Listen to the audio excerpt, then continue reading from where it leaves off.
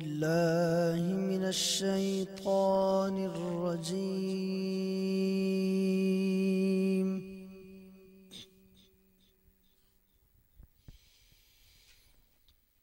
بسم الله الرحمن الرحيم.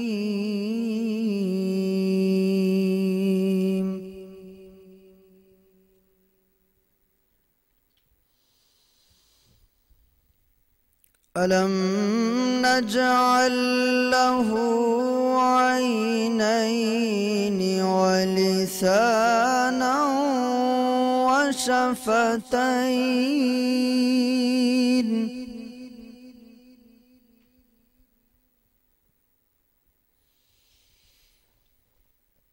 ألم نجعل له عينين ولسانا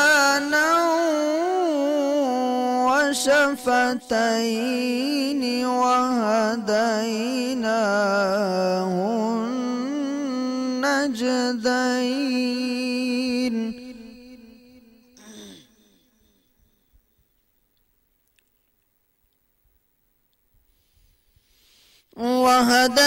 وهديناه النجدين فلاقتحم العقبة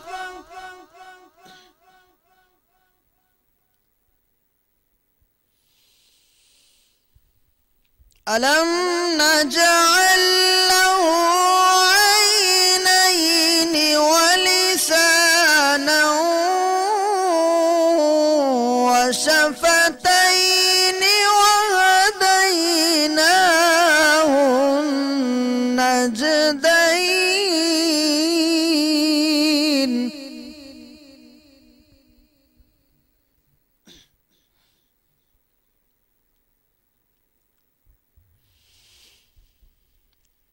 فلاقتحم العقبة وما أدراك ما العقبة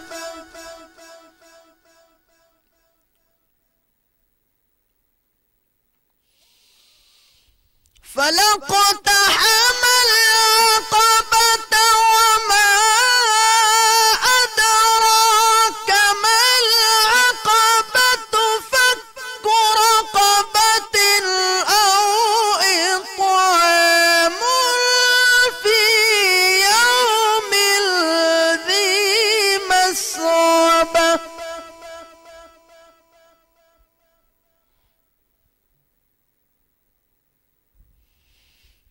أو إطعام في يوم ذي مسغبة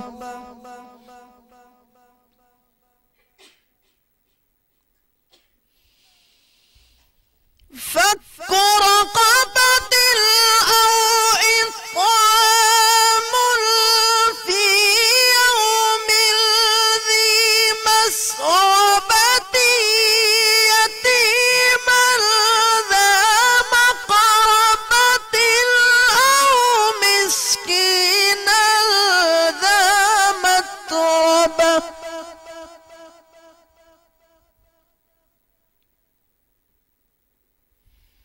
أو مسكينا ذا متربة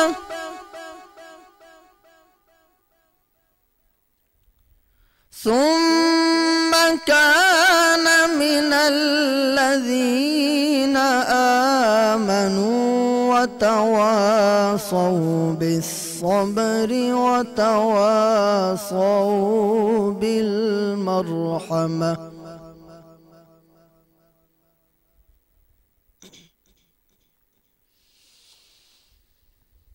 ثم كان من الذين آمنوا وتواصوا بالصبر وتواصوا بالمرحمة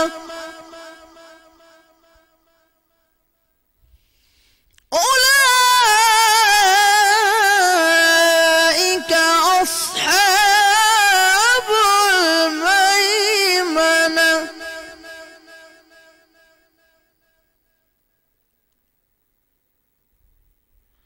أولئك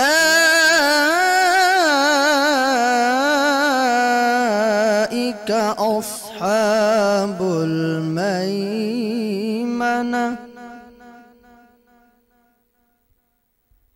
والذين كفروا بآياتنا هم أصحاب المشأمة عليهم نار مؤصدة صدق الله العظيम। बिस्मिल्लाहिर्रहमानिर्रहीम। शुरू अल्लाह के नाम से जो बड़ा मेहरबान नहायत रहम करने वाला है। और मैं हूँ आपकी मेज़बान सभी अर्श और आप देख रहे हैं गुड मॉर्निंग विद सभी, स्पेशल प्रोग्राम जो फ्राइडे को हम हर जुम्मे को करते हैं और उसमें हम मजहबी मामलात पर भी मौजू पे बात करते हैं। नात रसूल मकबूल सल्लल्लाहु अलैहि वसल्लम भी होती है। और जैसे अभी माशाल्लाह कारी मोहम्मद शुएब नक्शबंदी ने तिलावत कलाम पाक पढ़ी और हमारी कोशिश होती है कि हम मजहबी अमूर को भी साथ साथ जो है उसकी नॉलेज लें। बहुत सारे मामलात हमें नहीं मालूम होते। जैसे मैं ये कहूँगी कि हमें अपनी नमाज़ों को भी सही करना चाहिए। एक होता है कि हम लोग नमाज़ पढ़ते हैं और एक कायम करना बहुत ज़रूरी है और बिल्कुल उसमें कुरान में भी ज़िक्र है नमाज के बारे में और हमें कोशिश करनी चाहिए। अच्छा, मैंने एक चीज़ बड़ी नोट की है, वो ये कि जब हम बावजू रहते हैं तो हम मतलब कहूँगी कि मेरी कोशिश होती है मैं जितनी उर्दू में बात करूँ, लेकिन कुछ ऐसे अल्फाज होते हैं जो मैं अदा कर जाती हूँ ऑटोमेटिक, यानी कि खुद ब खुद, जैसे कहते हैं कि हम उन चीज़ों से हमारी जो है ना वो हम आगे आगे मतलब उनको छोड़ते जाते हैं कुदरती। हम उन जगहों पर खामोश हो जाते हैं। कभी कभी बहुत ज़्यादा बदकलामी हो जाती है, गीबत हो जाती है, गुनाह हो जाता है, तो फ़ौरन जो लोग बावजू रहते हैं तो वो इन चीज़ों से उनका जो है वो कुदरती तौर पे दिल में एक आता नहीं यार ऐसा नहीं, ऐसा कर नहीं होना चाहिए, ऐसा नहीं होना चाहिए। ये याद रखिएगा, ये ईमान की पुख्तगी की निशानी है। जब हम नमाज़ पढ़ते हैं तो हमारे ध्यान बहुत जगहों चला जाता है। अभी दूध उबालना है, ये करना है, खाना बनाना है, तो फिर एकदम हम झटकते हैं, नहीं हम नमाज़ पढ़ रहे हैं। तो ये आपका ईमान ताज़ा है। गलती इंसान से ही होती है और ये तो आप बाखूबी जानते हैं। जब हज़रत आदम अलैहिस्सलाम को अल्लाह पाक ने पैदा फरमाया तो उन्होंने जन्नत उनको दी और उसमें कहा तो उनसे भी गलती हो गई थी, तो हो जाता है। लेकिन गलती पे कहते हैं जो मतलब गलती हो जाए उससे तौबा कर ले वो सबसे अच्छा इंसान है, लेकिन गलती पर कायम रहे वो फिर एक गुनाह के ज़ुमरे में आ जाता है।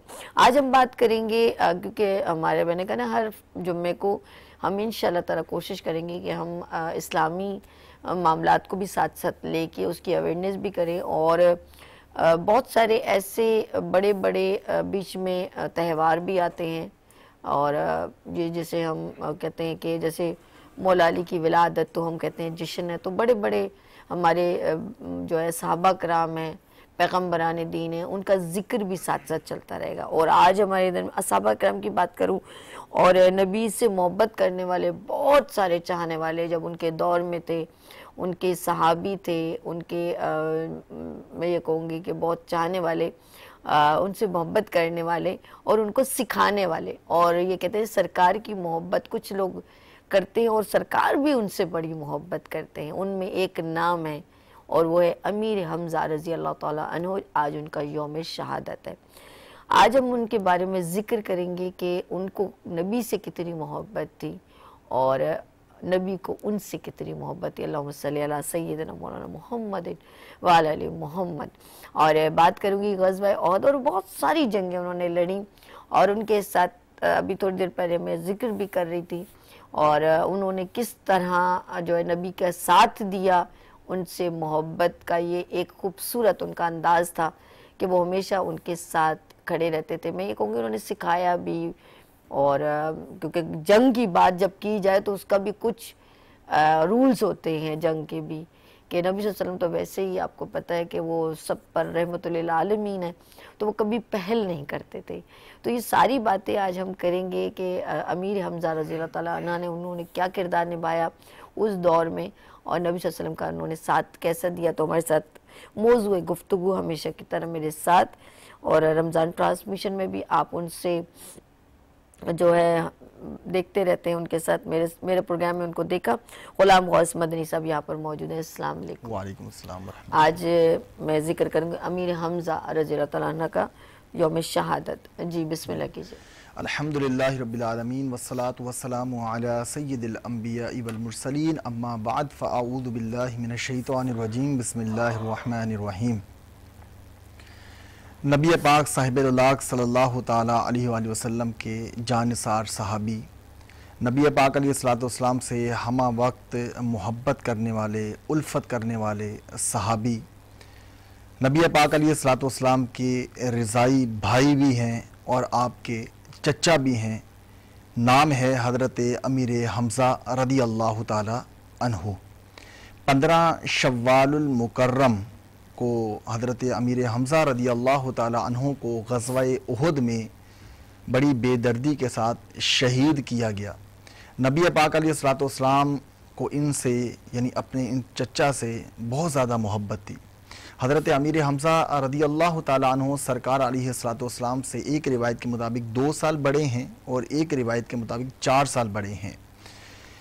नबी पाक अलैहिस्सलातु वस्सलाम ने अबू लहब की जो आज़ाद करदा लौंडी थी, जो बाद में इस्लाम जिन्होंने कबूल किया, हज़रत सुवैबा रदी अल्लाह ताला अन्हा, सरकार अलैहिस्सलातु वस्सलाम ने हज़रत सुवैबा का दूध नोश फरमाया। इसी तरह हज़रत अमीर हमज़ा ने भी सुवैबा का दूध नोश फरमाया। इस एतबार से नबी पाक अलैहिस्सलातु वस्सलाम के हज़रत अमीर हमज़ा जो हैं वो रिज़ाई भाई भी हैं। अच्छा। और नबी पाक अलैहिस्सलातु वस्सलाम के ये चचा हैं, सके चचा नबी पाक अलैहिस्सलातु वस्सलाम के। और सरकार अलैहिस्सलातु वस्सलाम ने इरशाद फरमाया कि मुझे अपने तमाम चचाओं में सबसे ज़्यादा महबूब जो हैं वो हज़रत अमीर हमज़ा रदी अल्लाह ताला अन्हु। हज़रत अमीर हमज़ा रदी अल्लाह ताला अन्हु गा बगाह हर एक मौके पर, चाहे वो जलवत का मकाम हो, चाहे वो खलवत हो, चाहे वो सफ़र हो, चाहे वो हज़र हो, नबी पाक अलैहिस्सलातु वस्सलाम के साथ साथ हज़रत अमीर हमज़ा रदी अल्लाह ताला अन्हु हैं। गोया यूँ कह लीजिए कि जिस तरह एक साया इंसान के साथ होता है, इसी तरह हज़रत अमीर हमज़ा रदी अल्लाह ताला अन्हु भी सरकार अलैहिस्सलातु वस्सलाम की हिफाजत के लिए हमा वक्त नबी पाक अलैहिस्सलातु वस्सलाम के साथ साथ होते थे। इस्लाम की 39वीं शख्सियत हैं कि जिन्होंने इस्लाम कबूल किया है, मुसलमान हुए हैं, हज़रत अमीर हमज़ा रदी अल्लाह ताला अन्हु। 39वीं शख्सियत हज़रत अमीर हमज़ा और 40वीं शख्सियत है हज़रत उमर फ़ारूक आज़म रदी अल्लाह ताला अन्हु। हज़रत अमीर हमज़ा रदी अल्लाह ताला अन्हु का कबूल इस्लाम करने का वाक़या भी बड़ा सुनहरी अल्फाज में इस लिखा जाने वाला है। हज़रत अमीर हमज़ा रदी अल्लाह ताला अन्हु को शिकार करने का बहुत शौक़ था और आपकी तीर अंदाज़ी और आपकी निशानाबाजी जो है वो अरब में बहुत ज़्यादा मशहूर थी, कुरैश में बहुत ज़्यादा मशहूर थी। ज़माना जाहिलियत में अल्लाह तबारक व तआला ने हज़रत अमीर हमज़ा रदी अल्लाह ताला अन्हु को कई ममनुआत से बचाया है। यानी आपका ज़्यादातर जो वक्त गुजरता था वो शौकिया तौर पर आप शिकार के लिए जाया करते थे और शिकार मारा करते थे। एक दफ़ा हज़रत अमीर हमज़ा रदी अल्लाह ताला अन्हु शिकार करने के लिए आप गए, आपने एक शिकार किया। तो शिकार करने के बाद जब आप वापस आ रहे थे तो आपका मामूल था कि सबसे पहले काबा मुअज़्ज़मा में दाखिल होते और काबे का तवाफ़ करते और वहाँ पर जितने भी कुफ़ार और मुशरिकीन मौजूद होते उनकी मजलिस को इख्तियार करते। जिस दिन हज़रत अमीर हमज़ा रदी अल्लाह ताला ने ये शिकार किया, यानी इस्लाम को कबूल करने का दिन था, शिकार करके जब वापस आ रहे थे तो एक आज़ाद करदा कनीज़ यानी लौंडी जो है वो हज़रत अमीर हमज़ा रदी अल्लाह ताला अन्हु को मिली।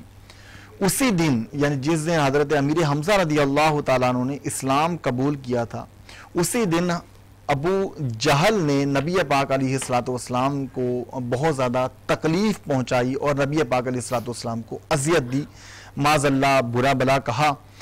तो उस लौंडी ने हज़रत अमीर हमज़ा रदी अल्लाह ताला अन्हु से कहा कि आप यहाँ शिकार कर रहे हैं, आप शिकार करके ला रहे हैं और बड़े खुश हैं, और वहाँ पर अबू जहल ने आपके भतीजे को अज़ियत दी है, तकलीफ़ दी है, बुरा भला कहा है। हज़रत अमीर हमज़ा रदी अल्लाह ताला अन्हु चूँकि नबी पाक अलैहिस्सलाम से मोहब्बत करते थे। अभी आप इस्लाम आपने कबूल नहीं किया था, तो इस्लाम कबूल करने से पहले भी नबी पाक अलैहिस्सलाम से बेहद मोहब्बत हजरत अमीर हमजा रदी अल्लाह तआला अन्हु करते हैं। जैसे ही कनीज ने ये बताया तो हजरत अमीर हमजा रदी अल्लाह तआला अन्हु के हाथ में एक कमान थी। अच्छा। आप दौड़ते हुए खाना काबा में दाखिल हुए। आज खिलाफे मामूल आप काबे का तवाफ नहीं करते, बल्कि आप सबसे पहले कुफार और मुशरिकीन की जो मजलिस है जहां पर अबू जहल मौजूद है जाते हैं। कुछ पूछते नहीं हैं कि तुमने मेरे भतीजे मोहम्मद की को अजियत और तकलीफ क्यों दी है, पूछते नहीं है, बल्कि जाते हैं कमान से जाकर अबू जहल के सर को फाड़ देते हैं, खून निकलना शुरू हो जाता है और जो दीगर चेले चाटे होते हैं वो तमाम के तमाम तैश में आ जाते हैं और खड़े हो जाते हैं मारने के लिए। तो अबू जहल मना करता है कि नहीं, इसे कुछ ना कहना, अगर इसे छेड़ोगे ये तुम्हें छोड़ेगा नहीं। तो हजरत अमीर हमजा रदी अल्लाह तआला अन्हु ने अबू जहल का सर फाड़ दिया और अलल ऐलान आपने इस बात का इजहार किया कि आज मैं उसी दीन पर जा रहा हूं जिस दीन पर मेरा भतीजा है और जिस दीन का मेरे भतीजे ने आकर ऐलान किया है, आज मैं उस दीन पर जा रहा हूं। अब देखता हूं कि कौन है जो मेरे भतीजे को हाथ लगाता है, तकलीफ देता है।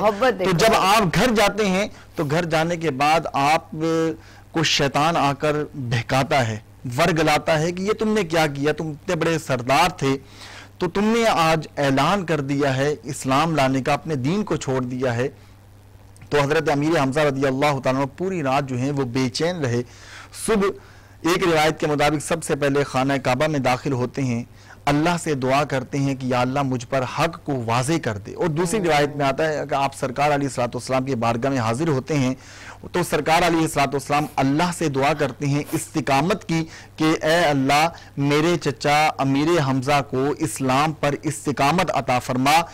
इस्लाम लाने के बाद हजरत अमीर हमजा रदी अल्लाह तआला अन्हु नबी पाक अलैहिस्सलाम की हिफाजत पर मामूर हो गए।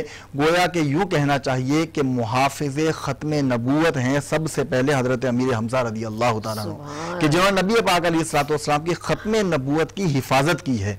क्योंकि नबी पाक अलैहिस्सलाम को वो अजियत पहुंचाई अबू जहल ने, लेकिन हजरत अमीर हमजा रदी अल्लाह तआला अन्हु ने इस चीज को भी नहीं देखा कि अबू जहल मेरा भाई है, बल्कि ये कहा कि मोहम्मद सल्लल्लाहु अलैहि वसल्लम से मुझे कितनी मोहब्बत है। तो इस मोहब्बत का इजहार किया कि अबू जहल को पूछा भी नहीं कि तुमने अजियत क्यों दी, तकलीफ क्यों दी, बल्कि जाकर उसका सर फाड़ दिया। यह मोहब्बत का इजहार था हजरत अमीर हमजा रदी अल्लाह तआला अन्हु का। जब दारे अरकम के अंदर नबी पाक अलैहिस्सलाम मौजूद हैं तो बाहर पहरा देने के लिए जो मामूर किए जाते हैं उनका नाम हजरत अमीर हमजा रदी अल्लाह तआला अन्हु है। जिस दिन हजरत फारूक आजम रदी अल्लाह तआला अन्हु शमशीर लेकर माज़अल्लाह नबी पाक अलैहिस्सलाम को कत्ल करने के इरादे से आ रहे हैं तो लोगों ने देखकर कहा कि फारूक उमर जो है वो इस जानिब आ रहा है। तो हजरत अमीर हमजा रदी अल्लाह तआला अन्हु ने इरशाद फरमाया कि अगर वो भलाई के इरादे से आ रहा है, अगर अच्छे इरादे से आ रहा है तो हम उसे वेलकम करेंगे, लेकिन अगर वो किसी बुरे इरादे से आ रहा है तो मेरी तलवार उसको छोड़ेगी नहीं, यानी आज मैं उसका काम तमाम कर दूंगा। लेकिन हजरत उमर फारूक आजम रदी अल्लाह तआला अन्हु जब सरकार की बारगाह में हाजिर होते हैं, कलमा पढ़कर दामने इस्लाम में दाखिल हो जाते हैं और सरकार से अर्ज करते हैं या रसूलुल्लाह सल्लल्लाहु अलैहि वसल्लम क्या हम हक पर नहीं हैं? आज जो छुप छुप कर हम अल्लाह की इबादत कर रहे हैं तो हम अगर ऐलानिया इबादत करें। तो नबी पाक अलैहिस्सलाम ने मुसलमानों की दो सफ़े तैयार की। एक सफ़ के जो निगरान थे, जो अलम दिया गया था इस्लाम का, वो हजरत अमीर हमजा रदी अल्लाह तआला अन्हु के हाथ में था, और दूसरा जो अलम था, दूसरा जो इस्लाम का झंडा था, वो हजरत फारूक आजम रदी अल्लाह तआला अन्हु के हाथ में था। जब कुफार ने इस्लाम की इन दोनों फौजों को देखा, दोनों जमातों को देखा कि जिनके एक सिपा सालार हजरत अमीर हमजा हैं और दूसरे के फारूक आजम हैं, तो कुफार और मुशरिकीन कहने लगे कि आज हम तबाहो बर्बाद हो गए हैं, यानी आज हमारा काम तमाम हो गया है, क्योंकि उमर भी इस्लाम कबूल कर चुका है और हजरत अमीर हमजा ने भी इस्लाम कबूल कर लिया। सुभान अल्लाह। अमीर हमजा रज़ियल्लाहु तआला अन्हा का हम जिक्र करें, साथ साथ नाते रसूल मकबूल सल्लल्लाहु अलैहि वसल्लम भी सुनेंगे। तो हमारे सत्कारी शोएब साहब मौजूद हैं, तो नाते रसूल मकबूल सल्लल्लाहु अलैहि वसल्लम सुनते हैं।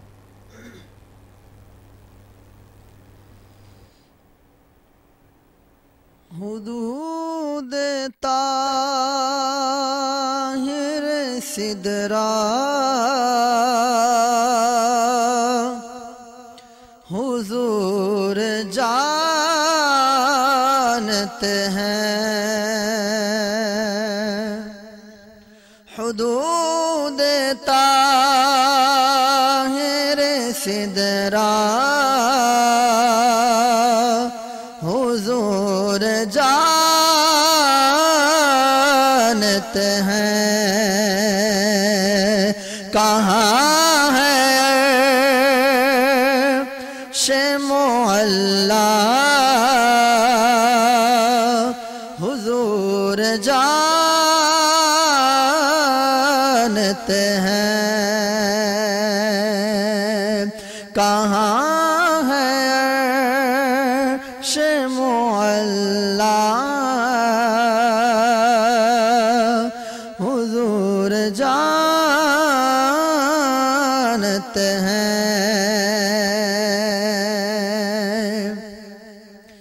हर एक हर्फ तमन्ना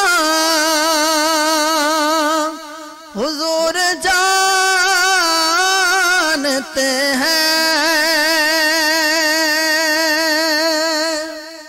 हर एक हर्फ तमन्ना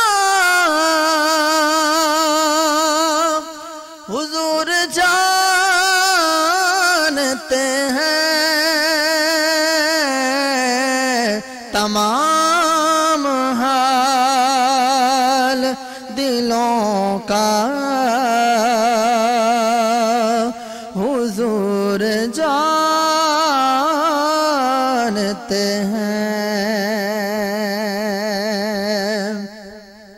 हर एक हर्फ तमन्ना हुजूर जानते हैं। हर एक हर्फ तमन्ना हुजूर जानते हैं कि तमाम हाल दिलों का हुजूर जानते हैं। हुदूद ताहिर सिदरा हुजूर जानते हैं।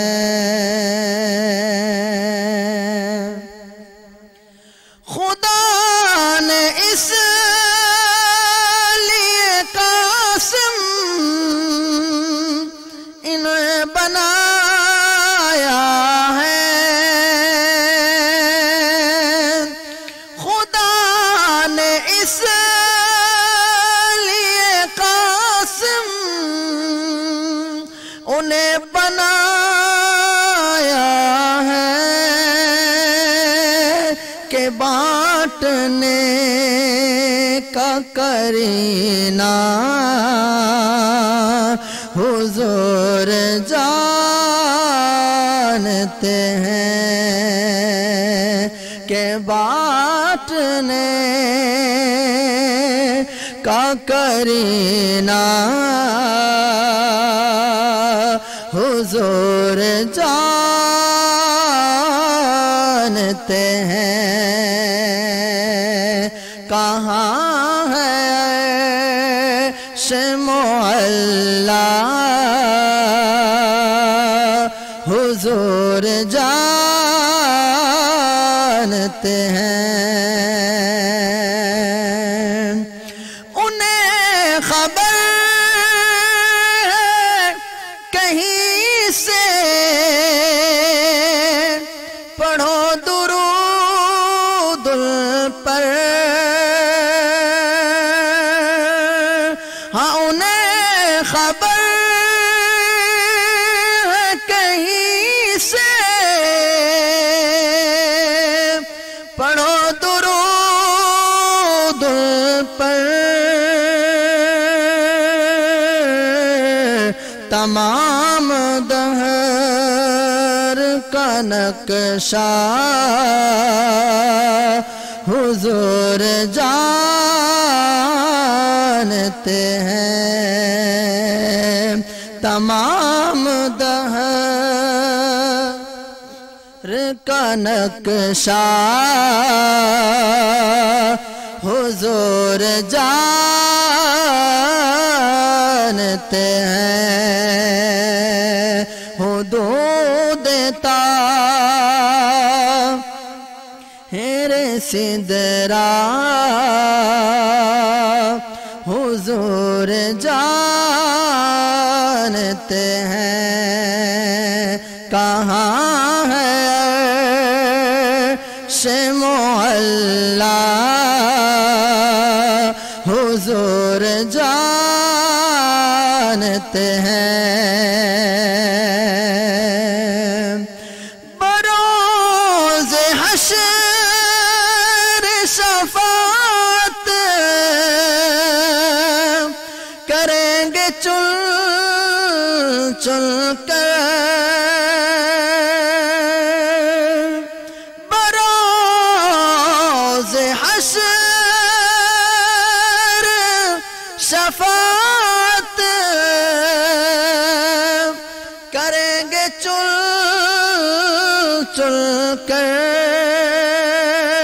हर एक गुलाम का चेहरा हुजूर जानते हैं। हर एक गुलाम का चेहरा हुजूर जानते हैं। कहाँ है अर्श मुअल्ला हुजूर जानते हैं। सुभान अल्लाह सुभान अल्लाह। कहाँ है अर्श मौला हुजूर जानते हैं। कारी शोएब नक्शबंदी खूबसूरत अंदाज में नाते रसूल मकबूल सल्लल्लाहु अलैहि वसल्लम पेश करे थे।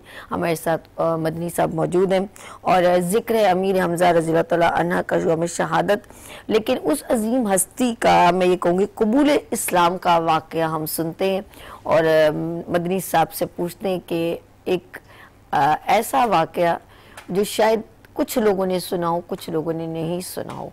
गुड मॉर्निंग विद सभी में मैं इसीलिए मैंने आपसे कहा था कि हम कोशिश करेंगे हर जुम्मे को हम तमाम ऐसे लोगों की जो पैगम्बरान दीन है, जिनका दीन से गहरा ताल्लुक़ है, हम उनका जिक्र करेंगे। और आज हमें मौका मिला तो अमीर हमज़ा का जिक्र हो रहा है और उनका कबूल इस्लाम का वाक़या बयान फरमाएंगे मदनी साहब। जी जी हाँ, हज़रत अमीर हमज़ा रदी अल्लाह ताला अन्हु सरकार अलैहिस्सलाम के वो सहाबी हैं कि जिन्होंने सरकार अलैहिस्सलाम से कोई मोजज़ा तलब नहीं किया कि आप मुझे कोई मोजज़ा दिखाएं ताकि मैं आप पर इस्लाम ले आऊँ, आप पर ईमान ले आऊँ, बल्कि नबी पाक अलैहिस्सलाम से मोहब्बत जिस तरह हज़रत अमीर हमज़ा रदी अल्लाह ताला अन्हु को ईमान लाने के बाद नबी पाक अलैहिस्सलाम से मोहब्बत थी, उससे कई ज़्यादा हज़रत अमीर हमज़ा रदी अल्लाह ताला अन्हु को ईमान लाने से पहले नबी पाक अलैहिस्सलाम से मोहब्बत थी। तो जैसा कि मैंने पहले भी बयान किया कि हज़रत अमीर हमज़ा रदी अल्लाह ताला अन्हु ने अलल ऐलान जो है वो इस्लाम लाने का इजहार किया था और कुफ़ार के सामने डट कर इस बात का ऐलान किया कि मैं आज जो है वो अपने भतीजे के दीन को कबूल कर चुका हूँ। आज के बाद मेरे भतीजे की तरफ अगर किसी शख्स ने मैली निगाह से भी देखा तो अमीर हमज़ा की तलवार उसका सर जो है वो कलम कर देगी और सर उसका उड़ा देगी। हज़रत अमीर हमज़ा रदी अल्लाह ताला अन्हु वो इस्लाम की शख्सियत हैं कि जो नबी पाक अलैहिस्सलाम से इतनी मोहब्बत करते हैं कि नबी पाक अलैहिस्सलाम के साथ साथ हर मौके पर हैं और सरकार अलैहिस्सलाम ने खुद इरशाद फरमाया हज़रत अमीर हमज़ा रदी अल्लाह ताला अन्हु के बारे में कि अल्लाह तबारक व तआला ने आसमानों में, सातों आसमानों में अल्लाह तबारक व तआला ने इस बात को लिखवा दिया है कि अमीर हमज़ा अल्लाह का भी शेर है और अल्लाह के रसूल का भी शेर है। यानी ये असदुल्ला भी है और असदुर रसूल भी है, अल्लाह का शेर भी है और अल्लाह के रसूल का भी शेर है। और नबी पाक अलैहिस्सलाम की मोहब्बत का अंदाजा इस बात से लगाएं कि हजरत अमीर हमजा रज़ी अल्लाह ताला अन्हु वो वाहिद शख्सियत हैं कि जिनका नमाज जनादा नबी पाक अलैहिस्सलाम ने 70 बार पढ़ा है। सुभान अल्लाह। ग़ज़वा उहद के अंदर जब हजरत अमीर हमजा रज़ी अल्लाह ताला अन्हु को शहीद किया गया, और ये याद रखिएगा कि ग़ज़वा उहद में 31 कुफ़ार को तने तनहा हजरत अमीर हमजा रज़ी अल्लाह ताला अन्हु वासिल जहन्नम को 31 अफराद ऐसे हैं कि उनको वासिल जहन्नम अकेले हजरत अमीर हमजा रज़ी अल्लाह ताला ने किया है। इतने बहादुर और इतने निडर और इतने शुजात वाले, इतनी बहादुरी वाले हजरत अमीर हमजा रज़ी अल्लाह ताला अन्हु हैं। लेकिन उस वक्त एक सहाबी थे जो बाद में इस्लाम कबूल किया, लेकिन उस वक्त वो ईमान वाले नहीं थे। उनका नाम था हजरत वाशी रज़ी अल्लाह ताला अन्हु। ये हजरत हिंदा, ये भी बाद में इस्लाम कबूल इन्होंने किया। इससे पहले जो है वो हजरत हिंदा के चूंकि वालिद को शहीद किया और वालिद को मारा गया था ग़ज़वा बदर के अंदर, तो इसका बदला लेने के लिए हिंदा जो है वो आग भगोला थी। किसी तरह मैंने अमीर हमजा से बदला लेना है इस बात का कि इसने मेरे वालिद को कत्ल किया है ग़ज़वा बदर में। तो हिंदा ने, यानी हजरत हिंदा ने हजरत वाशी को ये कहा कि मैं तुझे इतना इतना मुआवजा दूंगी अगर तुम अमीर हमजा को कत्ल कर दो। तो हजरत अमीर हमजा रज़ी अल्लाह ताला को पुष्ट पर हजरत वाशी मौजूद थे और वहां से जो है वो हजरत अमीर हमजा रज़ी अल्लाह ताला पर वार किया गया। उसने तीर चलाया, वो तीर जो है वो हजरत अमीर हमजा रज़ी अल्लाह ताला को जिस्म के आर पार हो गया। तो इस तरह हजरत अमीर हमजा रज़ी अल्लाह ताला अन्हु शहादत के मर्तबे पर फाइज हो गए। हिंदा ने सिर्फ इसी पर बस न की, बल्कि हिंदा जो है वो हजरत अमीर हमजा रज़ी अल्लाह ताला अन्हु की लाश के पास आई और आपके बकायदा, यानी कि उसका वो जो बदले का एक आग जुनून था। जी हाँ, बिल्कुल आग में जो आग भगोला हो रही थी और आग में जल भुन रही थी, तो हजरत हिंदा जो है वो हजरत अमीर हमजा रज़ी अल्लाह ताला के लाश के पास आई। तो आपकी लाश का मुसला किया गया, आपके कान काटे गए, आपका नाक काट दिया गया और आपका सीना चाक करके अंदर से जिगर को निकाल लिया गया, यानी कलेजे को निकाल लिया गया। और कलेजे को जो है वो हिंदा ने अपने दांतों से चबाया और उसे बाहर फेंक दिया, और वो नाक और कान जो काटे गए थे वो हिंदा जो है वो मक्के लेकर चली गई। इस तरह बेदर्दी के साथ हजरत अमीर हमजा रज़ी अल्लाह ताला की लाश का मुसला किया गया। जब नबी पाक अलैहिस्सलाम ने हजरत अमीर हमजा रज़ी अल्लाह ताला अन्हु की लाश को तलाश करने का हुक्म दिया, तो हजरत मौलाए कायनात हजरत अली उल मुर्तज़ा शेर खुदा करमल्लाहु तआला वजहुल करीम ग़ज़वा उहद के मैदान में हजरत अमीर हमजा रज़ी अल्लाह ताला की लाश को तलाश करते करते जब उस मकाम पर पहुंचे कि जहां पर आपका लाशा मौजूद था, तो हजरत मौला अली ने जब हजरत अमीर हमजा के लाशे को देखा तो आप फूट फूट कर रोने लगे। तो नबी पाक अलैहिस्सलाम जब हजरत अमीर हमजा रज़ी अल्लाह ताला की लाश के पास आए तो आप ज़ारो कितार रोने लगे। और सहाबा किराम कहती हैं कि हमने देखा कि सरकार इतनी शिद्दत का रो रही हैं कि हमें लग रहा था कि कहीं ऐसा ना हो कि सरकार अलैहिस्सलाम ज़मीन पर तशरीफ़ ले आए। यानी इतने गमगीन थे और इतने ज़्यादा मगमूम थे कि आज जो है वो मेरे चचा को कत्ल कर दिया गया। हजरत अमीर हमजा रज़ी अल्लाह ताला की जो बहन है हजरत सफ़िया, वो कफन लेकर मैदाने उहद के अंदर आ रही थी, तो सरकार अलैहिस्सलाम ने जो हजरत सफ़िया का बेटा था उनसे कहा, हजरत ज़ुबैर से, कि जाओ अपनी वालदा से कहो कि चली जाए, अपने भाई की लाश के पास ना आए, क्योंकि तुम अपने भाई की लाश को नहीं देख सकती। अल्लाह अकबर। फिर सरकार अलैहिस्सलाम ने हजरत सफ़िया से कहा कि ए सफ़िया, क्या तुम इस बात पर खुश नहीं हो कि अल्लाह तबारक व तआला ने अमीर हमजा के लिए सातों आसमान पर लिखवा दिया है कि अल्लाह का शेर है और अल्लाह के रसूल का भी शेर है। और हजरत अमीर हमजा रज़ी अल्लाह ताला अन्हु वो शख्सियत के मालिक हैं कि जो इखलास में भी आपकी मिसाल नहीं मिलती, इसी तरह किरदार ना हजरत अमीर हमजा रज़ी अल्लाह ताला का वो भी आला है, इसी तरह सखावत में भी हजरत अमीर हमजा रज़ी अल्लाह ताला अन्हु की मिसाल नहीं मिलती। इसी तरह आप बड़े रहम दिल थे, सिला रहमी करने वाले थे, जो यतीमों के साथ आप बड़ा प्यार किया करते थे, गुलामों के साथ बड़ी मोहब्बत किया करते थे। किताबों में आता है कि हजरत अमीर हमजा रज़ी अल्लाह ताला अन्हु से मक्के के जो गुलाम थे वो बेहद प्यार किया करते थे और हज़रत अमीर हमज़ा से बड़ी मोहब्बत किया करते थे। यहाँ पर वजह लिखी है उलमा किराम ने कि दिगर जो कुफ़ार और मुशरिकीन के सरदार थे, ये किसी भी ग़ुलाम को कमतर और हकीर समझा करते थे कि ये कमतर और हकीर है, लेकिन हज़रत अमीर हमज़ा रज़ियल्लाहु ताला अन्हु वो शख्सियत हैं कि हर ग़ुलाम से आप मोहब्बत किया करते, बल्कि ये कहा करते थे कि ये अल्लाह तबारक व तआला की मखलूक है और हमें इससे प्यार करना चाहिए, हमें इससे मोहब्बत करनी चाहिए। जब मक्के से मदीने हिजरत करके नबी पाक अलैहिस्सलाम को हुक्म दिया गया कि आप मक्के को छोड़कर आप मदीने तशरीफ़ ले जाएं, तो आपने हिजरत फरमाई, तो आपने तमाम सहाबा किराम के जोड़ों को बनाया, यानी एक दूसरे का भाई हर एक को बना दिया।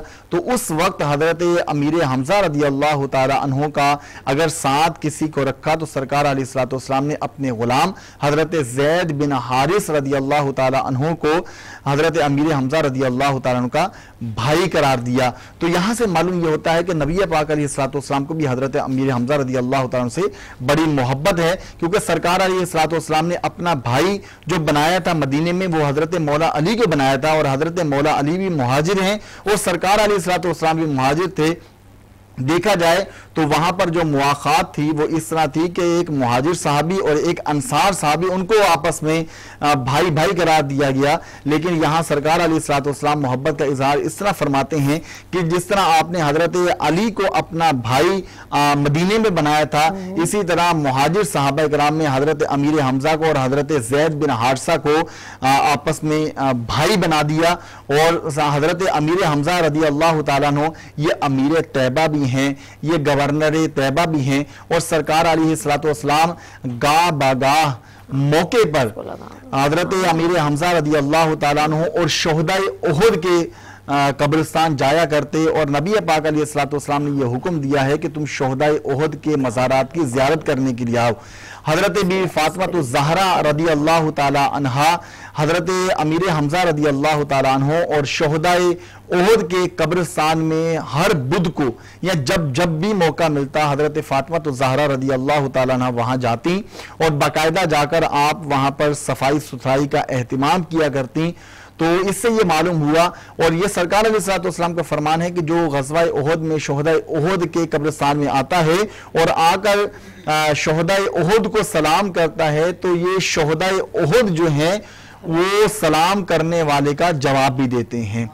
और जो साहिब कश्फ होता है, यानी जिसको अल्लाह तबारक व तआला ने ये मलका अता फरमाया होता है कि वो सुन सकते हैं, वो सुनते भी हैं कि जब वो शोहदाए उहुद के मज़ारात पर जाते हैं और वहां पर सलाम अर्ज करते हैं, तो वो बाकायदा तौर पर शोहदाए उहुद जो हैं वो सलाम का जवाब भी देते हैं। इसलिए हमें ये चाहिए, और नबी पाक अलैहिस्सलाम का ये फरमान भी है कि मदीने में जो शख्स आए उसे चाहिए कि वो सबसे पहले मेरे चचा के मज़ार पर जाए, वहां पर हाजिरी देकर फिर मेरे पास आए।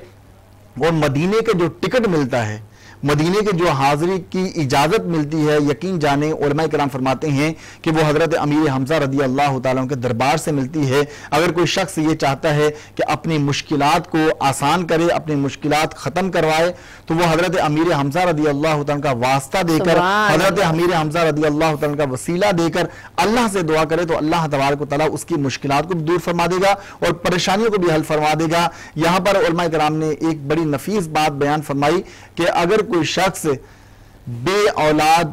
बेऔलादी में मुब्तला हो, उसकी औलाद ना हो रही हो, वो ये नियत कर ले कि अगर अल्लाह मुझे औलाद अता फरमाएगा तो मैं उसका नाम हमजा रखूंगा।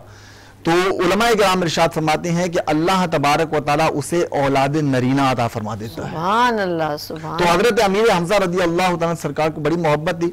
जब कभी भी किसी के यहाँ बच्चा पैदा होता तो वो सरकार की बारगाह में आते कि या रसूलल्लाह इसका बच्चे का नाम क्या रखें, तो सरकार फरमाते हैं कि मुझे जो सबसे ज्यादा महबूब नाम है वो हमजा है, तुम अपने बच्चे का नाम हमजा रखो। तो नबी पाक अलैहिस्सलाम को हजरत अमीर हमजा रज़ियल्लाहु ताला से बड़ी मोहब्बत थी, और हजरत अमीर हमजा रज़ियल्लाहु ताला का किरदार और गुफ्तार जो इस्लाम में मौजूद है, अगर हम तमाम के तमाम हजरत अमीर हमजा रज़ियल्लाहु ताला के किरदार को अपना लें और हजरत अमीर हमजा रज़ियल्लाहु ताला की सखावत को देखें, तो हजरत अमीर हमजा रज़ियल्लाहु ताला बच्चों से प्यार करते हैं। इसी तरह हजरत अमीर हमजा रदी अल्लाह तआला अन्हु गुरबा में अपने माल को तकसीम करते हैं। आज हम अपने माल से मोहब्बत करते हैं, लेकिन ये सहाबा किराम थे कि जो अपने माल से मोहब्बत नहीं करते थे, बल्कि वो अल्लाह और अल्लाह के रसूल के बताए हुए अहकाम पर अमल पैरा होते थे और उससे मोहब्बत क्या करते थे कि अल्लाह किससे मोहब्बत करता है, अल्लाह का रसूल किससे मोहब्बत करता है। तो हमें भी इन नफूसे कुदसिया की सीरतों को अपने सामने रखते हुए अपनी जिंदगी को हमें गुजारना चाहिए, अपने किरदार को संवारना चाहिए। हजरत अमीर हमजा रदी अल्लाह तआला अन्हु तकरीबन एक रिवायत के मुताबिक 59 साल की उम्र में और एक रिवायत के मुताबिक 54 साल की उम्र में आपने जाम शहादत नोश फरमाया है। सुभान अल्लाह, बड़े खूबसूरत अंदाज में अमीर हमजा रज़ियल्लाहु तआला अन्हु की शहादत का जिक्र हम अभी सुन रहे थे। हम नाते रसूल मकबूल सल्लल्लाहु अलैहि वसल्लम सुनते हैं कारी शोएब मोहम्मद नक्शबंदी से। जी, क्या बताऊं कि क्या मदीना है, क्या बताऊं कि क्या मदीना है, क्या बताऊं कि क्या मदीना है। बस मेरा मौदा मदीना है, क्या बताऊं, क्या बताऊं कि क्या मदीना है। बस मेरा मौदा मदीना है, क्या बताऊं। उठ के जाऊं कहाँ मदीने से, उठ के जाऊं कहाँ मदीने से। क्या कोई दो सरा मदीना है, क्या कोई दो सरा मदीना है। बस मेरा मौदा मदीना है, क्या बताऊं। उसकी आँखों का नूर तो देखो, उसकी आँखों का नूर तो देखो। जिसका देखा हो मदीना है, जिसका देखा हुआ मदीना है, क्या बताऊं कि क्या मदीना है। बस मेरा मौदा मदीना है, क्या बताऊं।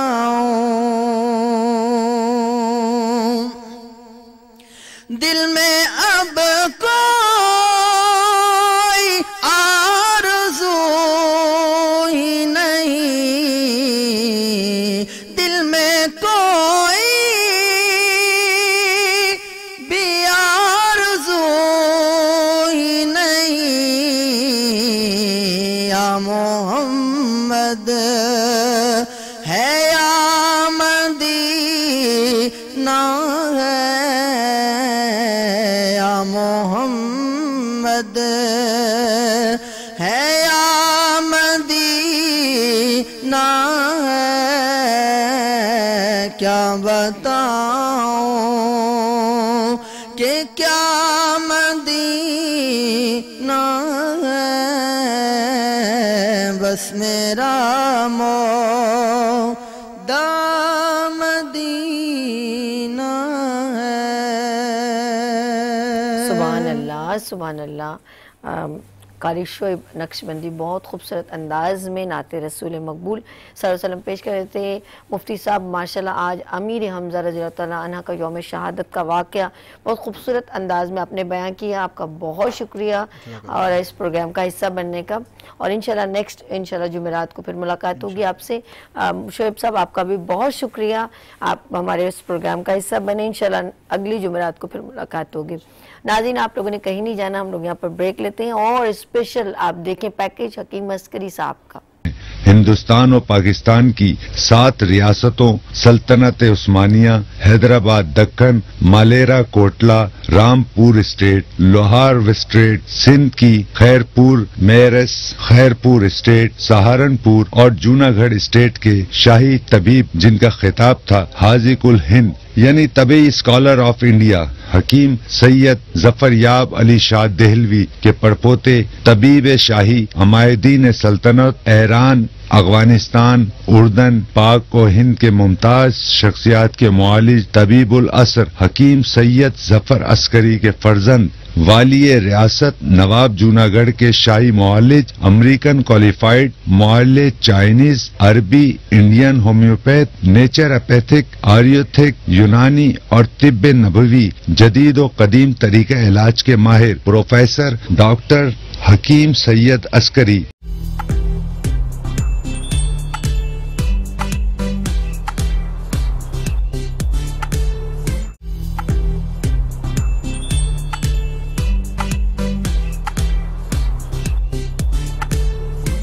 Welcome again, good morning with सभी, आपके खिदमत में एक बार फिर। और ये है सबीज किचन और मज़े मज़े के यहाँ पे खाने बनते हैं। और हमारे साथ हैं शेफ कौन, साइमा अरशद। अस्सलाम वालेकुम। कैसे हो शहजादी? मैं ठीक हूँ। मुझे लगता है सुबह सुबह उठी सही नहीं है ना यार, एक ही हो गया तानू है। अच्छा जी, बहुत प्यारी सी मेरी बहन है और चटपट खाने बनाती हैं। अच्छा, ऑनलाइन किस नाम से? मनोसलवा भाई। मनोसलवा। अब मुझे भूलूंगी ना तो मुझे डांटी डांटी करना आपने। मनोसलवा बाय साइमा। और आप इसके वहां पर जाएं, फेसबुक पे जाएं, मजे मजे की रेसिपीज एंजॉय करें। और आज जो रेसिपी है वो कौन सी है? वो आज हम बना रहे हैं चिकन पोटैटो क्रॉकेट्स। ये चिकन पोटैटो क्रॉकेट्स। ओके, इसके लिए हमारे लिए क्रॉकेट बोल रहे थे, देखो गलत है ना। इंग्रेडिएंट्स आएंगे बेसिक, इसमें आलू, ठीक है, चिकन, चीज, ओके, फिर ब्लैक पेपर आएगा, चिली फ्लेक्स आएंगे, सॉल्ट आएगा, अंडा इसको फ्राई करने के लिए, ब्रेड क्रम्स, हरी मिर्चें, लेमन जूस। ओ तेरी खैर, सारी स्पीड से इसने बताया है। अच्छा एक मिनट, इसके अंदर जो है इन्होंने कहा है कि और पोटैटो यानी आलू बॉइल्ड हुए हैं यानी। जी जी बिल्कुल, ठीक है। और फिर क्या ये मैं मनाजिन आपको बताती हूँ, ठीक है, जब तक वो ढूंढ रही है कुछ पता नहीं क्या ढूंढ लिया। अच्छा, इसके अंदर आलू बॉइल्ड है वो डाल दें। बॉइल्ड हमने पोटैटो लिए, उसके बाद हमने इसमें चिकन मैंने जरा अपने नाजरीन के सामने श्रेड करना था ताकि ये मैं हैंड चॉपर भी थोड़ा दिखा सकूं। क्या बात है। इसके साथ ही मैंने इसमें ग्रीन चिलीज भी ऐड कर दी। अच्छा, ग्रीन चिलीज को बस हम जल्दी जल्दी से तोड़ के ही ऐड कर लेंगे क्योंकि ये हाथ में क्रश हो जाएंगे। नहीं लगती, शेफ्स के नहीं लगती। अच्छा, यूज्ड टू। अच्छा जी, ये हो गया मुझे। ओके, हाँ ये हो गया। उसके बाद हमने अच्छा ये मोटा मोटा करना होगा ना? नहीं, ये मोटा मोटा नहीं, ये बारीक बारीक। जी बिल्कुल, ये बारीक भी कर देते हैं जी। इसको बस जोर से हम रखेंगे हाथ इसके ऊपर। ट्राई करूं एक बार? जी जी, व्हाई नॉट। ऐसी वाह, कितनी ताकत लगती है। ये तो बिल्कुल भी नहीं लगती यार, ये तो दैट्स गुड। अच्छा, और बहुत अच्छा सा चॉप हो जाता है। लाइट नहीं है तो ये यूज कर सकते हैं। बिल्कुल, लाइट हो या ना हो, कितनी जल्दी। अच्छा, इसमें हम लोग जो ऑमलेट का प्याज सब इसमें क्विक इसमें चॉप होता है। कटर इसका काफी शार्प होता है। एहतियात जी, उसके लिए एहतियात जरूरी होती है। कितना प्यारा हुआ है, खिला हुआ है। आलू और हरी मिर्चें इसमें ऐड कर दी। और सॉरी, आलू, हरी मिर्चें और चिकन। ये हमने मुझे बताना है बाय कहाँ से करना है, ये भी बता दीजिए। आप कहीं से भी बाय कर लेंगे। इसमें ये चिकन पाउडर आएगा तकरीबन 1 टीस्पून के लगभग। ठीक है। सॉल्ट आएगा तकरीबन 1 टीस्पून के लगभग। अच्छा, फिर इसमें लेमन जूस आएगा। लेमन मैंने इसमें डाल, बीज हमने इस तरह से इसमें ठीक ये कर लिए। क्विक। और इसमें ब्लैक पेपर आएगी, ब्लैक पेपर भी ऑलमोस्ट मैं आपको पता है हाथ से सारा काम करती हूँ। इट्स ओके, मुझे अच्छा लग रहा है। थोड़ा स्पाइस करना है तो डाल दूं और क्या? नहीं, ये चिली फ्लेक्स आ जाएंगे, हरी मिर्च भी है। ये सारे के सारे हमने इसके अंदर स्पाइसेस डाल दिए। डन हो गया। उसको अच्छी तरह से हमने हाथ से मैश किया। पप्पी तो बनती है यार, कितना जल्दी लिखी है इसने। और अच्छे सब इंग्रेडिएंट्स बड़े दबंग, मेरी पसंद की खुशबू बड़ी प्यारी आ रही है। ये देखें, ये हमने अच्छी तरह से इसे मिक्स कर लिया।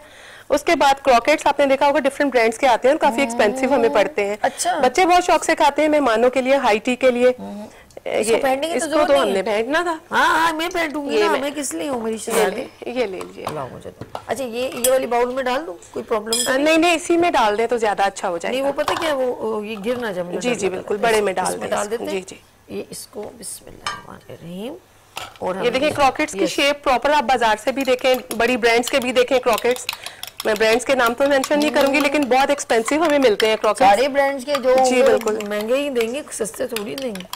इमरजेंसी में अगर घर के लिए लाने पड़ जाए तो 1000-1200 से कम में। ये बना के और आप बस इसके ऊपर बाद में ये लगाए ना। जी, ये 2 मैंने बना लिए। आप इसको छोड़िएगा। ये हमने सबसे पहले इसके ऊपर एग कोटिंग की। ठीक है, फिर उसमें जी। अच्छा, इसको आप छोड़ दो, मैं करती हूँ, आप छोड़। आपके हाथ गंदे हो जाएंगे। नहीं, गंदे नहीं होंगे, आप डोंट वरी। ये देखें ना जी, मैं आपको बता, इसको करके उसके बाद हमारा तेल हमने गर्म होने के लिए रख दिया था। अब उठा लो इसको, देखो। Thank you. ये देखें, एक और डाल इसी तरह से। ये देखें, अब और भी बनाना चाहो तो? जी मैं बना रही हूँ साथ के साथ। दो तीन चार निकल जाएंगे मेरे कमरे जल्दी। जी बिल्कुल, प्रेजेंटेशन हो जाए। नाज़रीन, आप देख रहे हैं कितना झटपट कर रहे हैं हम लोग। मेरा किचन झटपट ही होता है। नहीं, रियली साइमा झटपट कुकिंग, क्या बात है। झटपट भी नाम अच्छा है। नहीं, ये लोग आजकल बहुत बिजी हो गए ना, मेरी बहन। ये भी तो देखो। बिल्कुल। और ये देखिए, ये हमारी हल्की आंच कर दो मेरी, हल्की स्लो कर दो, ताकि वो जो है ना, बिस्मिल्लाह। ये एक्चुअली अंदर से तो पूरा कुकड ही होता है, हमें बाहर से ही इसको कुक करना होता है। हाँ, वो मैं देख रही थी। किसमें डालना, वो ले लो, वो प्लेट ले लो, कोई मसला नहीं। ओके, ये देखें जी नाज़रीन, चिकन पोटैटो क्रॉकेट है ना। जी बिल्कुल। ये देखिए, एक मैंने भी बना दिया। अच्छा, किसी और शेप में भी बना सकते हैं? लाइक क्रॉकेट्स की बेसिक जो शेप होती है वो यही होती है। अच्छा, और ज्यादा तजर्बे करने की जरूरत नहीं, ज्यादा जरूरत नहीं है। ज्यादा तजर्बे करने की जरूरत नहीं है। ओके, ये लो, ले लो, ये ले लो इसको। यस, बच्चे बड़े सब बहुत शौक से खाते हैं। अच्छा, मनोसलवा में जाकर हम इस रेसिपी को आप देख सकते हैं, और आप इस मेरे जो शो गुड मॉर्निंग विद सभी को यूट्यूब पर, फेसबुक पे भी आप देख सकते हैं। गुड मॉर्निंग विद सभी लिखें तो आपको मेरे शोज में ये प्रोग्राम, जो मेरी प्यारी बहन साइमा अरशद मेरे साथ है, और रोजाना रात को 12 बजे रिपीट, जो रात को ऐसी कॉल्स आती है। अच्छा, सीन होता है बड़ा, रात को जो कॉल्स आना शुरू होती है ना, तो यार 1 बजे वो भाई सभी से बात करवा दो।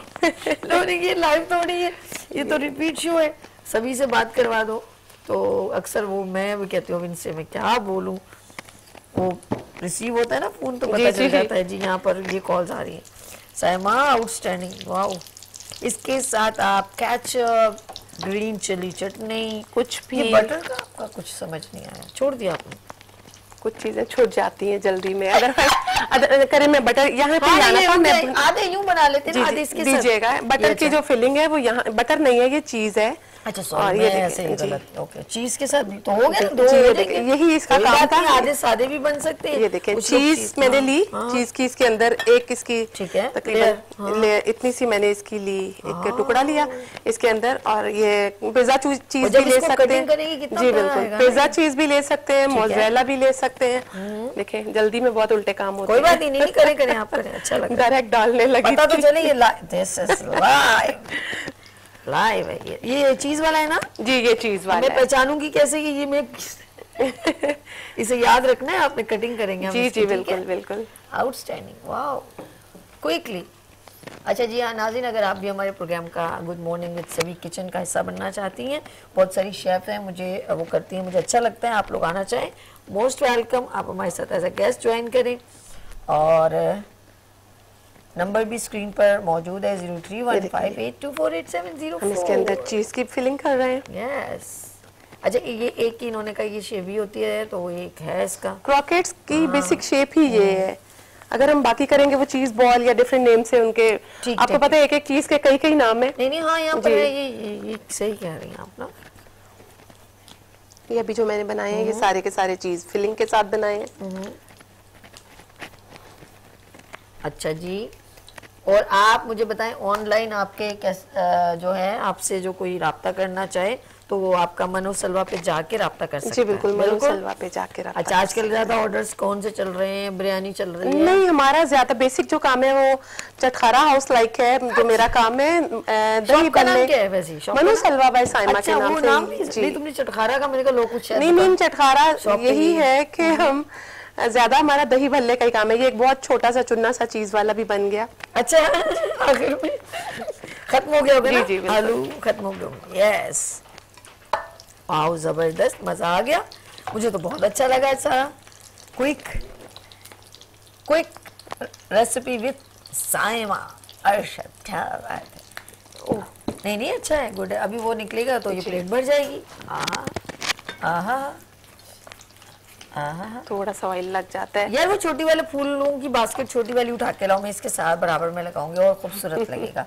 ये जो है ना ये और हसीन हो जाएगी। ये भी डाल दो, इसको डाल के फ्री कर दो ना। ये अच्छा, ये दे दीजिए। हाँ, ये यूज कर लो। ये तीनों यूज कर लो जी। हमारे साथ सबसे ज्यादा जो है ना, आप मैं अक्सर आपका मुझे आप जब अक्सर आपसे गुफ्तगू होती है तो आप मुझे कहती हैं कि मुझे मेरी सास ने मुझे बड़ा, मैं नाज़ी इसलिए पता ख़वातीन को क्यों वो करती हूँ कि ये भी बड़ी काउंटेबल है कि हमसे मोहब्बत करने वाले ऑफ कोर्स हस्बैंड भी होते हैं, बाबा भी होते हैं, लेकिन जो ससुराल की जब बात होती है ना तो ज़रा डिफरेंट होती है। उसमें कोई करैक्टर निभाए तो बड़ी बात होती है, क्योंकि उनके साथ ब्लड रिलेशन हो ना हो, लेकिन एक नया रिलेशन अक्सर मेरी तो खाला थी, आपकी थी, लेकिन एक बात है ना, वो जो रिश्ते बन जाते हैं नए, वो बहुओं वाले, वो अक्सर इतने जो है ना, मैं कहती हूँ 100 में से 10% लोग कहते हैं यार मुझे बहुत मेरी सास ख्याल करती है, बड़ी बात है।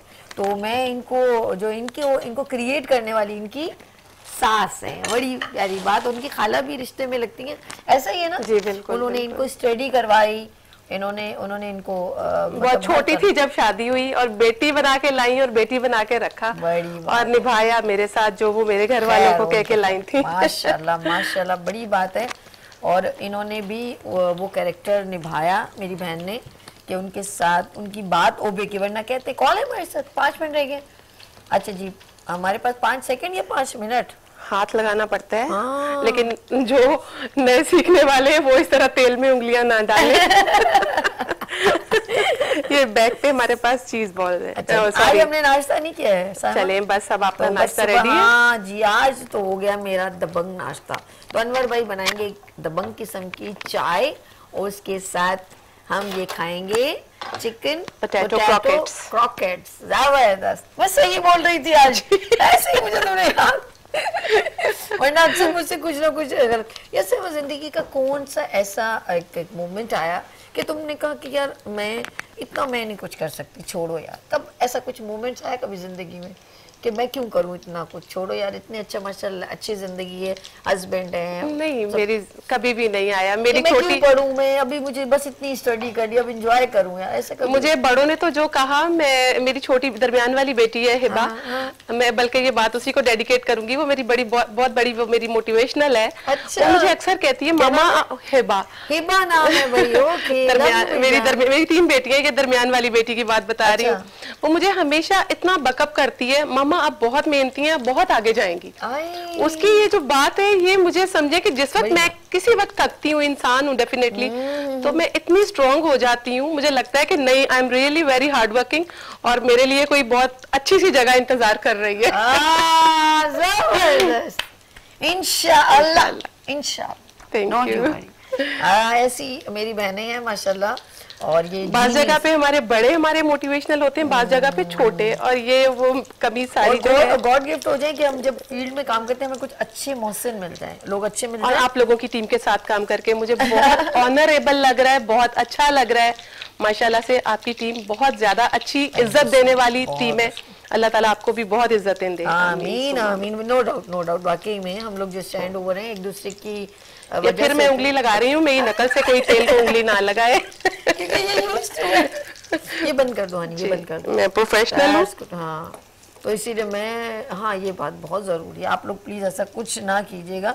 हनी मैं कह रही थी इसको ना एक को काट के ना ट्राई कर ले। जी जी बिल्कुल। अब यहाँ पर कोई स्पून दे दो, मैं स्पून से बिल्कुल। ये मैं ये छोटे वाला भी रख दें यहाँ पे। मैंने नाइफ नहीं रखी होगी। ये हमारे पास ब्रेड नाइफ है, ये ब्रेड नाइफ है। बस लाओ जी, इसी से हम वो जरा अंदर का जरा लुक दिखाएं और एंड करें। ये चीज में कोई सा भी काट दें, मुझे तो पता ये चीज में जी। मेरे को गरम है, गरम है, गरम है थोड़ा सा, बहुत गरम। अच्छा लग रहा है बट अच्छा है। जी जी। इसको यहाँ रखते हैं, टेस्ट करके बताएं। हाथ जल रहे हैं, मेरा मुंह जलवाओगी। हाथ मेरे बटाव हो गए हैं और आप मेरा मुंह जलाने के चक्कर में, वो लड़की दुश्मन। चले जी, मैं फिर किसी दिन मैं भी थोड़ी देर में कर लूँ, किसी दिन कह रही हूँ, किसी दिन फिर मैं इसको ना एक और चीज से तुमसे वो कहूंगी बना के देना। चले ठीक है इंशाल्लाह। तो बड़ा जबरदस्त, थैंक यू साइमा। और जाते जाते अपने नाजरीन को, खवातीन को खास तौर पर कोई मैसेज देना चाहो तो जरूर दो। खवातीन को यही मैसेज देना चाहूंगी कि मोबाइल की दुनिया से निकल के हर बंदी अपने आप को मनवाने की कोशिश करे। प्रैक्टिकल, जी बिल्कुल, ये बहुत अच्छा। ये जो मोबाइल, फेसबुक, इंस्टा हम हर वक्त स्क्रॉल करते हैं, टाइम नहीं वेस्ट करें, इसी में अपने लिए वे ऑफ अर्निंग्स ढूंढें। That's good, that's, ये बड़ा मैसेज है, छोटा नहीं है, बहुत बड़ा। साइमा अरशद आपका आने का बहुत शुक्रिया। कोई ऐसी रेसिपी जो तुम्हारा दिल करते यार ये इसका बजट भी कम है, वो बनानी चाहिए, वो बताओ कि हम उसको फिर किसी दिन आपके साथ शेयर करें। इंशाल्लाह ताला। बहुत सारी रेसिपीज हैं। दही भल्ले एक दफा दोबारा बनाएंगे, दही भल्ले बनाएंगे, रमजान में बनाए थे, लेकिन अब हम दोबारा बना, वो बहुत झटपट, मैंने बहुत ही क्विकली, क्योंकि टाइम भी हमारे पास शॉर्ट था। इंशाल्लाह ताला, इंशाल्लाह। और वाकई में इतने मजेदार यमी बनते हैं। अच्छा 2 टाइप के बनाएंगे, ठीक है, हम 3 टाइप के बना लेंगे। चलो जी, मेरे से भी आगे चलिए जी नाज़रीन, आप लोगों ने कहीं नहीं जाना, यहाँ लेंगे छोटी सी ब्रेक और मिलते हैं ब्रेक के बाद गुड मॉर्निंग विद सभी के साथ।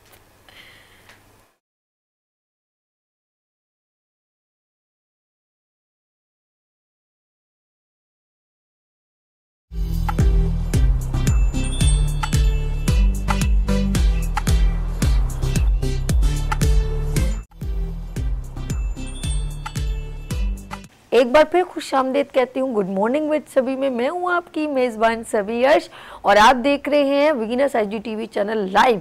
और नाज़रीन मैं of course good morning with सभी में डिफरेंट सेगमेंट्स तो देखते हैं, लेकिन आपकी सेहत का भी मुझे बड़ा ख्याल है।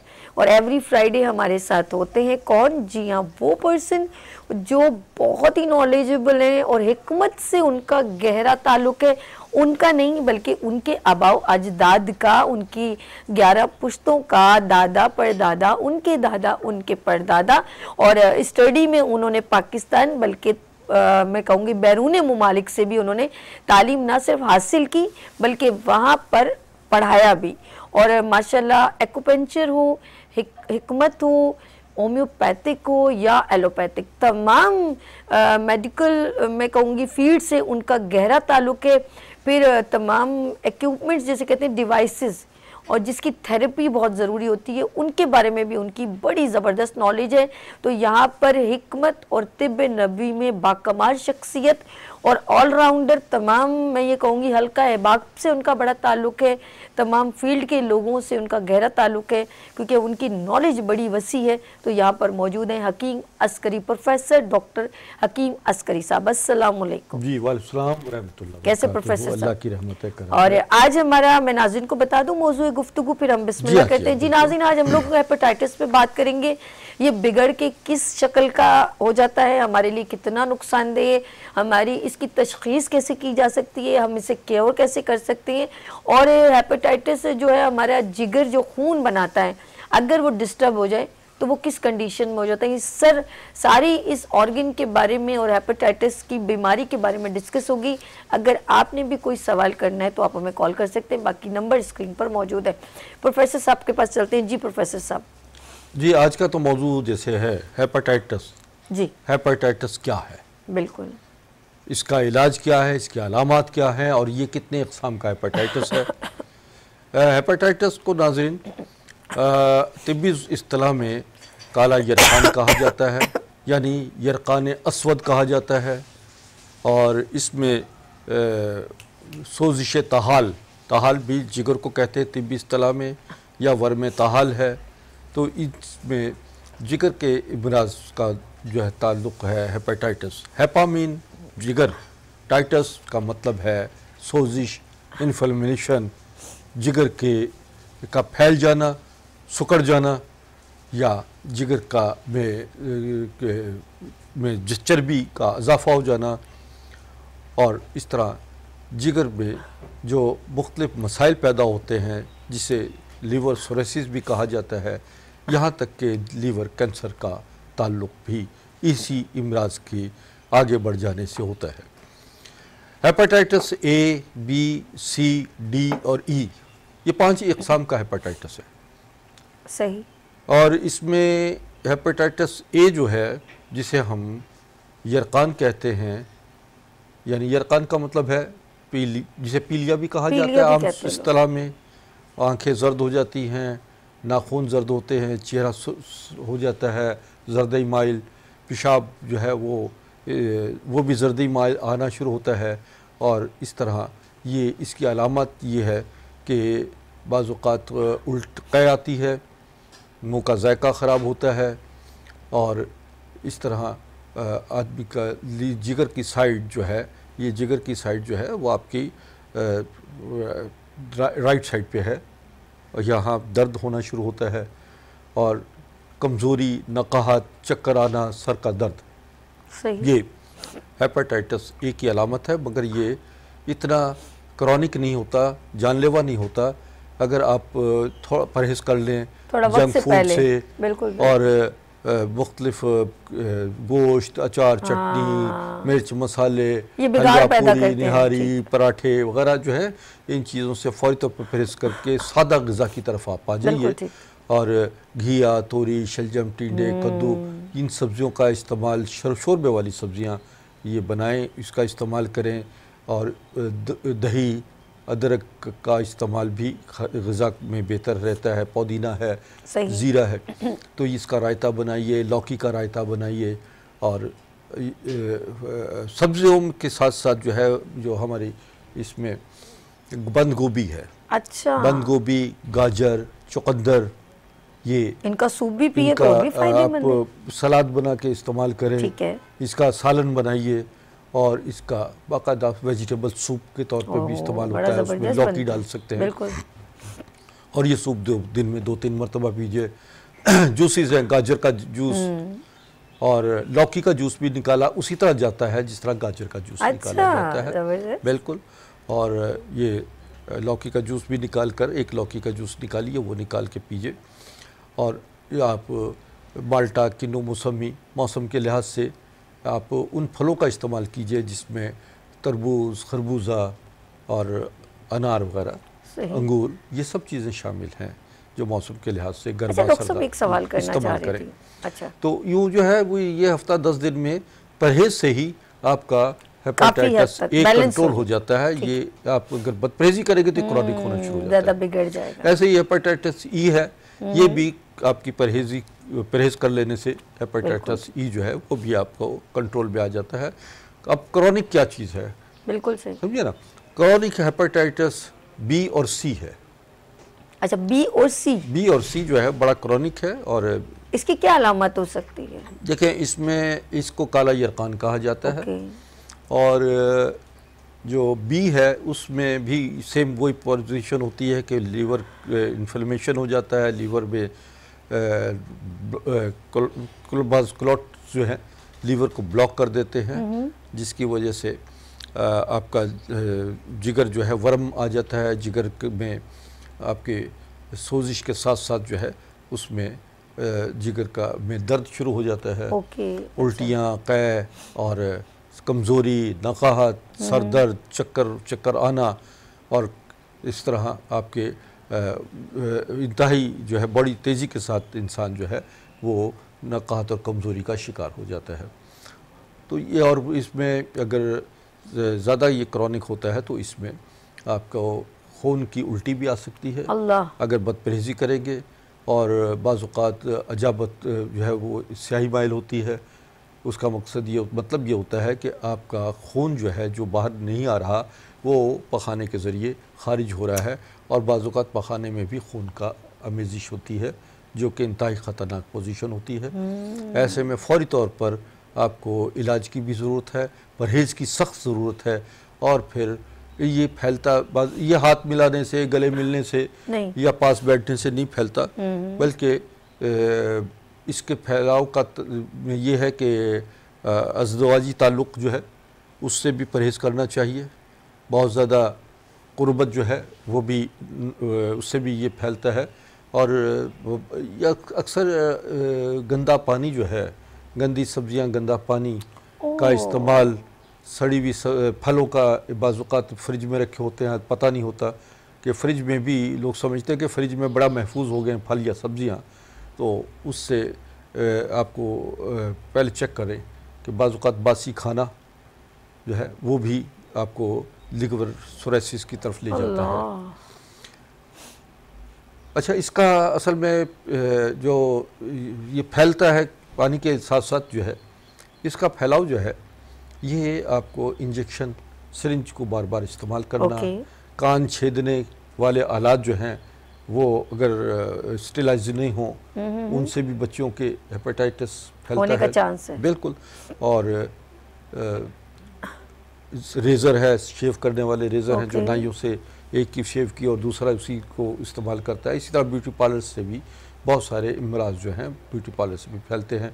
मतलब लिपस्टिक्स एक को लगाई तो दूसरी ने भी वही लिपस्टिक लगा दी, और वही जो एक चेहरे पे लगाने वाले चीज़ें हैं, पाउडर वगैरह, वो एक से फेस से दूसरे फेस पे भी लगते हैं, तो उससे भी हेपेटाइटिस फैलता है। तो अब आपको खुद अंदाज़ा होगा कि ब्यूटी पार्लर्स में कहाँ तक, अब वो बाज़-औक़ात नाखून तराशने वाली आलात होते हैं, नेल कटर वगैरह हुआ है या कैंची का इस्तेमाल होता है। मैनिक्योर पेडिक्योर में वो पाँव पे रगड़ा और ये रगड़ाई हो रही होती है। एहतियात जरूरी, बहुत ज़्यादा एहतियात की ज़रूरत होती है इन चीज़ों से। और ये फैलना का जो है अंदेशा बहुत ज़्यादा उस वक्त भी होता है जब डिलीवरी केसेस होते हैं या दांतों के आप उसमें चले जाएं, डेंटल स्केलिंग वगैरह की जाती है। बिल्कुल, उसमें वो टूल्स इस्तेमाल होते हैं। एग्जैक्टली, वो स्टेलाइज नहीं होते, उन्हें प्रॉपर तरीके से एक आया मरीज उसको भी वो इस्तेमाल स्केलिंग की या उससे दांतों वांतों किया, फिर उसके बाद जो है गलती, कितनी नुकसान, उस जानलेवा साहब इंसान की जो है ना, आप जान के मुहाफिज हैं, ये मौलिजीन जो है इंसानी जानों के मुहाफिज हैं। अल्लाह ताला ने इनको मुआवजत के लिए बनाया। आप जितनी तालीम हासिल करते हैं उसका ताल्लुक ये होता है कि आप एक तो खुद ऐसे आलात का इस्तेमाल ना करें जो इंसानी जानों से खेलने मुतरादिफ होते हैं, उनको ज़रा सी मेहनत कीजिए, स्टेलाइज कीजिए, एक सिरिंज को बार बार ना इस्तेमाल करें। फिर जो अक्सर लोग मंशियात के आदी हैं, हेरोइन पीने वाले हैं, जो इंजेक्शन लगाते हैं, वो आपस में एक दूसरे को इंजेक्शन लगाते हैं। ऐसे ही जो बाज़-औक़ात जो है इंसुलिन वगैरह लगाने वाले लोग जो हैं वो भी एक इंजेक्शन को बार बार इस्तेमाल किया और रख दिया और फिर उसी इंजेक्शन को इस्तेमाल किया। तो ऐसा भी होता है कि वो थोड़ा से पैसे बचाने के लिए अपनी जान को आज़ार बना लेते हैं।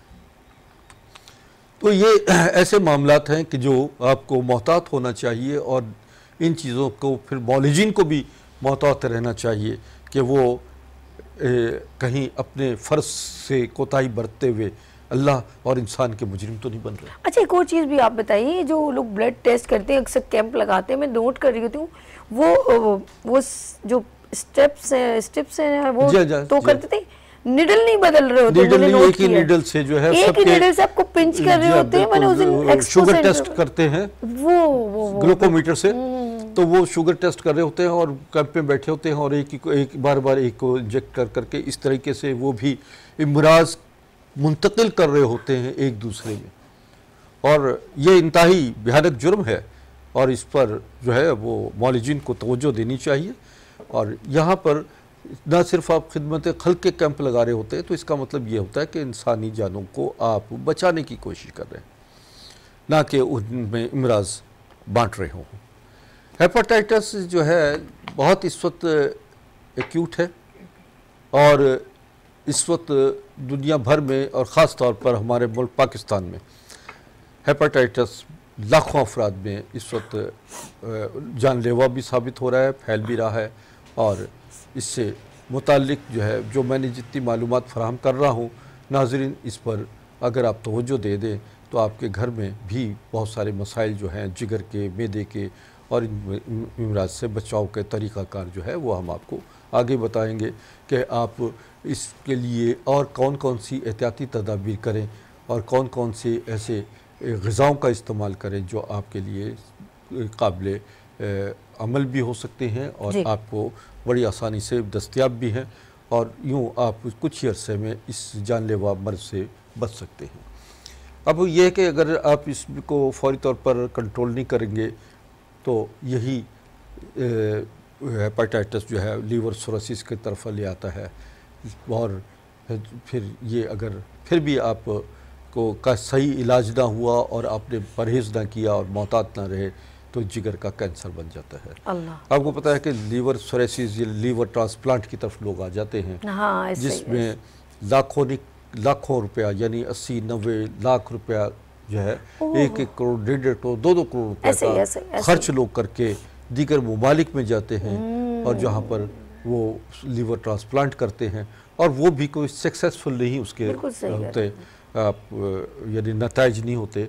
तो यूँ आपका सरमाया और ज़िंदगी सबसे बड़ा सरमाया है, वो उससे बच्चे महरूम हो जाते हैं, घर वाले लाज़िमात है कि घर का एक फ़र्द जो इसका शिकार होता है उससे पूरा घर ही नहीं पूरा ख़ानदान मुतासिर हो जाता है। बिल्कुल सही कह रहे हैं। अब आते हैं हम आपके इससे बचाव का तरीक़ाकार क्या है। जो जो चीज़ें मैंने बताई हैं, एक तो उनसे मोहतात हो जाइए, अपने घर में अपना किचन, अपना बाथरूम, ख़ास तौर पर 2 चीज़ें आपके लिए इंतहाई सेहत के लिए ज़रूरी होती हैं, एक आपका किचन और एक आपका बाथरूम जहाँ आप नहा रहे हैं। बिल्कुल सही। आप ये देखिए कि हम सब चीज़ें धोते हैं मगर लोटा आपके किचन बाथरूम का सबसे गंदा मैला होता है जो इंतहाई हसास जगहों पर आपके टच होता है, उसका पानी भरते हैं और वो आप उसी लोटे से पानी धोते हैं कि जिसको आप नज़रअंदाज कर देते हैं। सब चीज़ें धोई लेकिन लोटा मैला कुचैला गंदा है जो कि जिसका पानी आप तहारत के लिए इस्तेमाल बिल्कुल सही कह रहे हैं। तो ये बड़ी चीज़ें हैं जो छोटी छोटी चीज़ों पर आपको तो ये न समझिए, छोटी छोटी चीज़ें हैं, इनके असरात इंतहाई भयानक। और किचन में जैसे काकरोच हो गए, इसी से आपका पाइल्स की कई प्रॉब्लम्स पैदा होते हैं लोगों को, अच्छा। फिस्टोला के प्रॉब्लम पैदा हो जाते हैं क्योंकि गंदा लोटा या गंदा वो जो है कपड़ों का इस्तेमाल जो है वो आपको बहुत ज़्यादा आपके लिए सफाई निसफ़ ईमान है।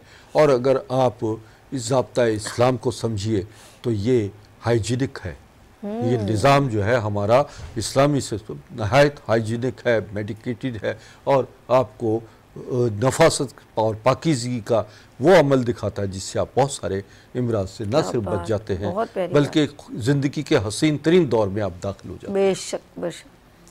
तो आप एक तो ये कि आपको फौरी तौर पर जो है, देखिए नाज़रीन मेरे फ़ोन नंबर चल रहे हैं और इन नंबर्स को नोट भी कर लीजिए। अगर आप में के घर में आपके पास कोई ऐसा मरीज़ है तो फौरी तौर पर मुझसे रब्ता कर लीजिए।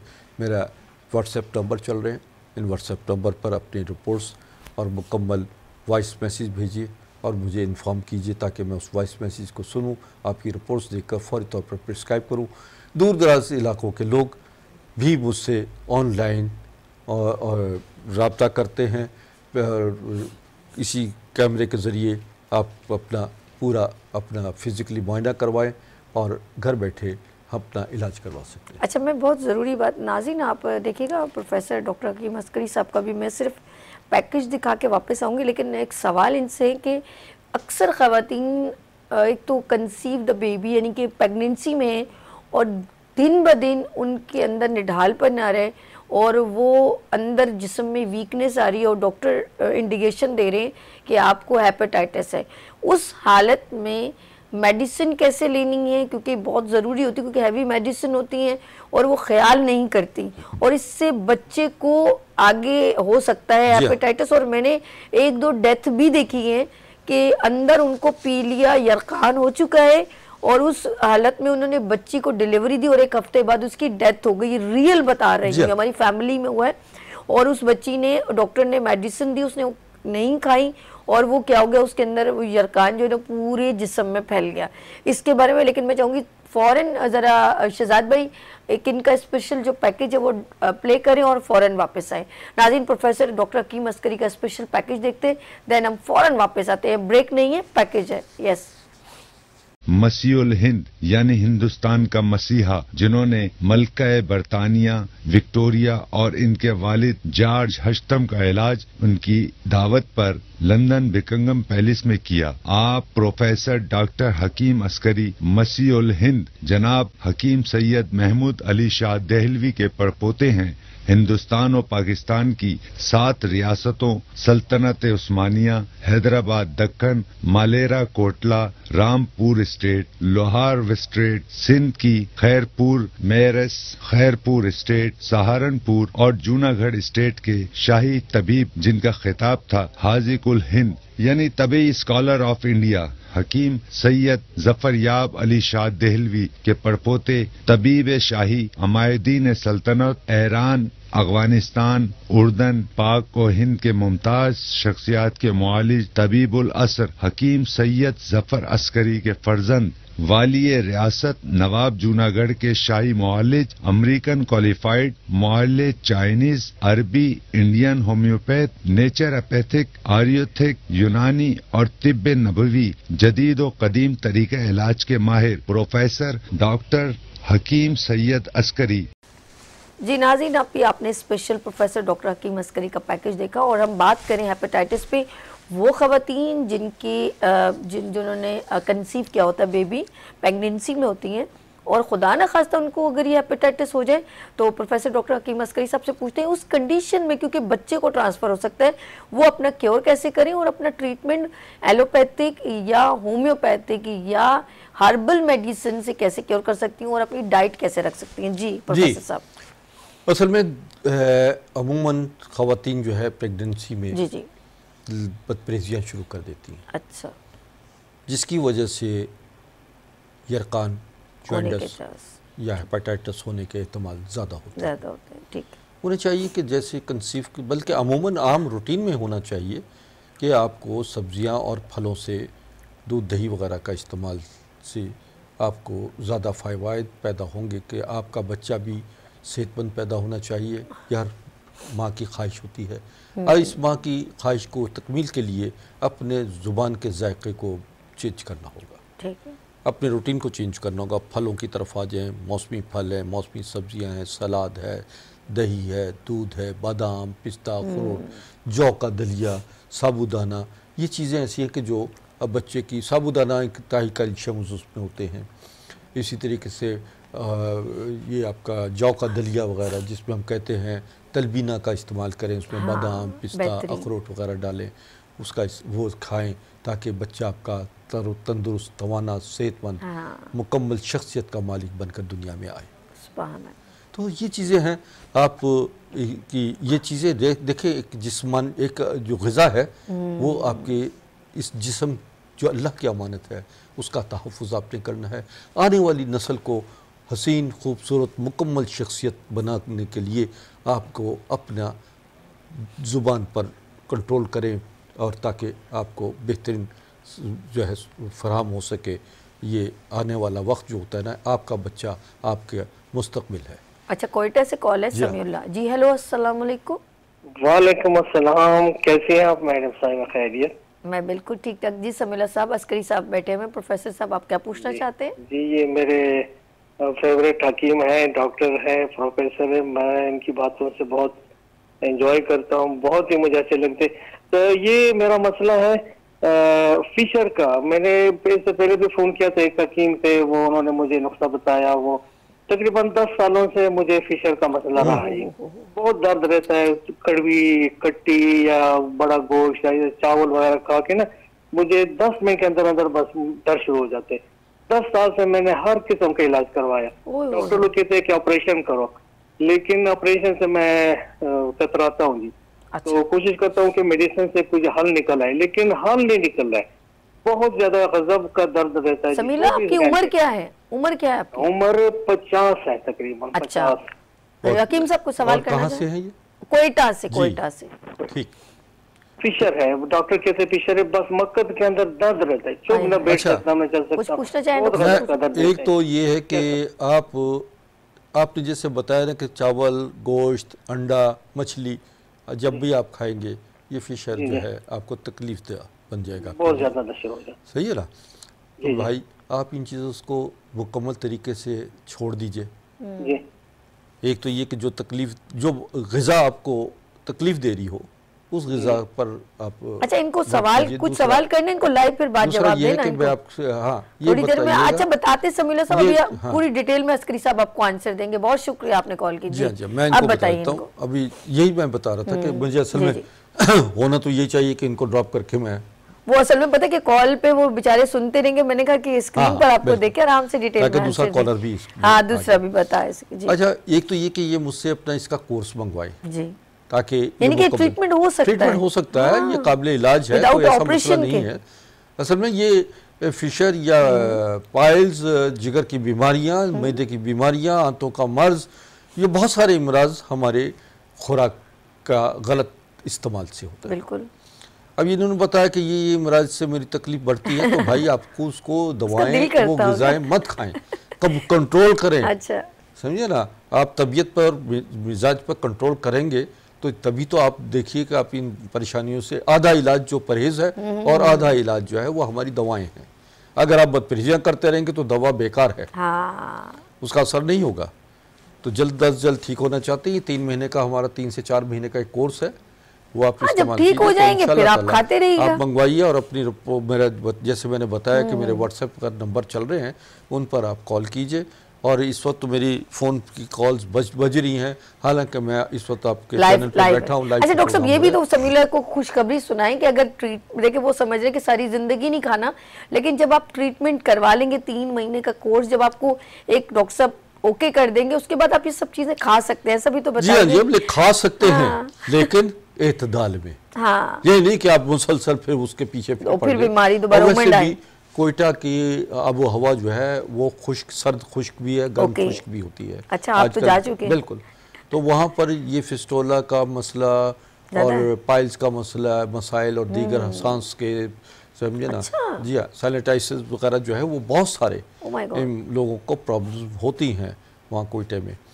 तो ये वहाँ के जैसे कराची में कुछ ऐसे इमराज जो कराची के लोगों के लिए, यहाँ की मरतूब आबो हवा है और मौसम के तगय्युरात हैं। कभी आप देखिए अब मौसम में तब्दीली आना शुरू हो रही है और समझिए हवाएं चल रही है सर। जी हाँ जी हाँ, सर्द हवाएं। बिल्कुल। अब चंद दिनों में बारिशों वारिशों का इस्तेमाल होगा तो लोग अल्लाह खैर करे। हमारे लोगों को और मोहतात होना चाहिए, क्योंकि ये मौसमी तगय्युरात जो हैं ये असर करते हैं बच्चों के जिस्मानी। लिए, बूढ़ों के लिए बहुत ज़्यादा इन्हें मोहतात होने की ज़रूरत है। ख़ास तौर पर ऐसे पेशेंट्स, ऐसे लोग जिनको एलर्जी हो जाती है और सैनिटाइसिस होते हैं, या उनको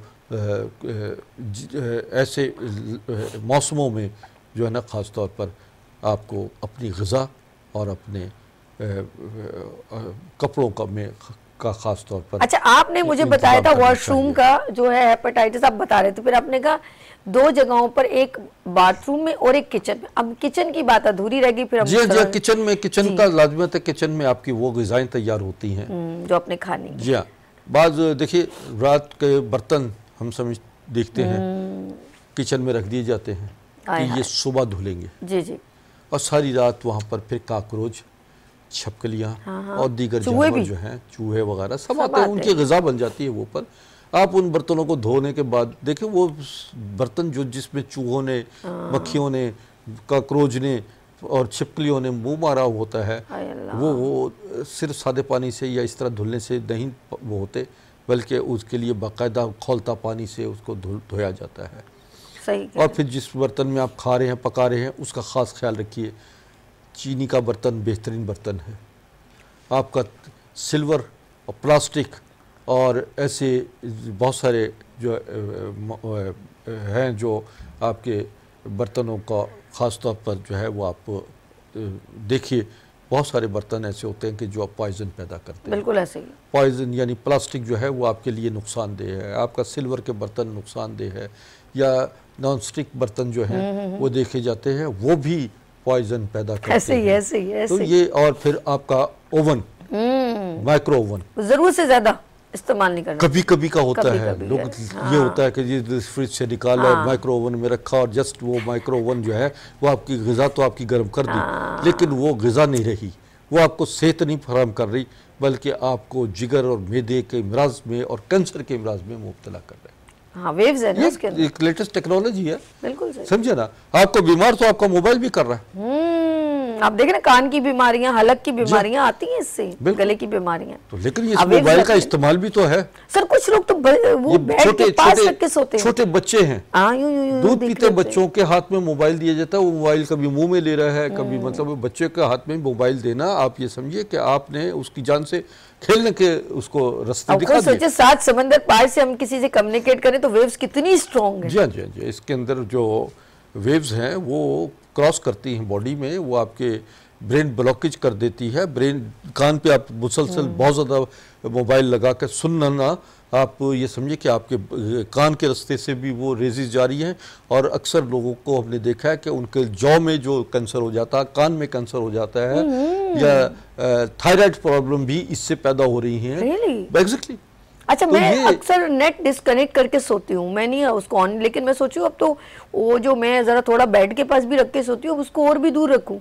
बनिए ऑन है, आप अपने मोबाइल को अपने हाथ के इतनी दूरी से 3 फीट की दूरी पर रखें। अच्छा, ओके ओके। ये भी है कि जब बेल बजती है तो आप हाथ बढ़ाएं और आप उठा लें। ठीक है। तो लोग तकिए के नीचे रखते हैं और फिर ये अपने अगले पॉकेट में रखते हैं, जो दिल के करीब होता है। ये चीज़ें आपको वो ख़ास तौर पर बताई जाती हैं कि इनको इस्तेमाल करें, ताकि आप ये ज़रूरत की चीज़ें ज़रूर हैं, मगर ये आपकी जो लोग सर आप कितना क्लियर बता खेल रहे होते हैं बच्चों के साथ, बच्चों के हाथों में दे दिए जाते हैं, तो ये बहुत नुकसानदेह है। ये आप ये ना समझिए कि ये बच्चा खेल रहा है, बल्कि आप बच्चे से खेल रहे हैं, उसकी जिंदगी से खेल रहे हैं। उसकी जिंदगी से खेल, बिल्कुल। अच्छा, आप नोट कीजिएगा कि हम बच्चों को जो ये चीजें दे देते हैं, हम समझते हैं कि अब देखिए यकीन आपकी बात को 100 में से 2% से समझेंगे, 98% लोगों ने इसके ऊपर तवज्जो ही नहीं देनी है। जी हाँ, अरे दे दो ना यार, रो रहे हैं ना। हाँ। पहले हम लोग भी तो बड़े हुए हैं, हम तो नहीं रोते थे, तो कोई ना कोई सब्स्टिट्यूट होता है। हम बच्चों को कहते हैं ठीक है बच्चों को दीजिए, लेकिन बच्चे को आप दिन में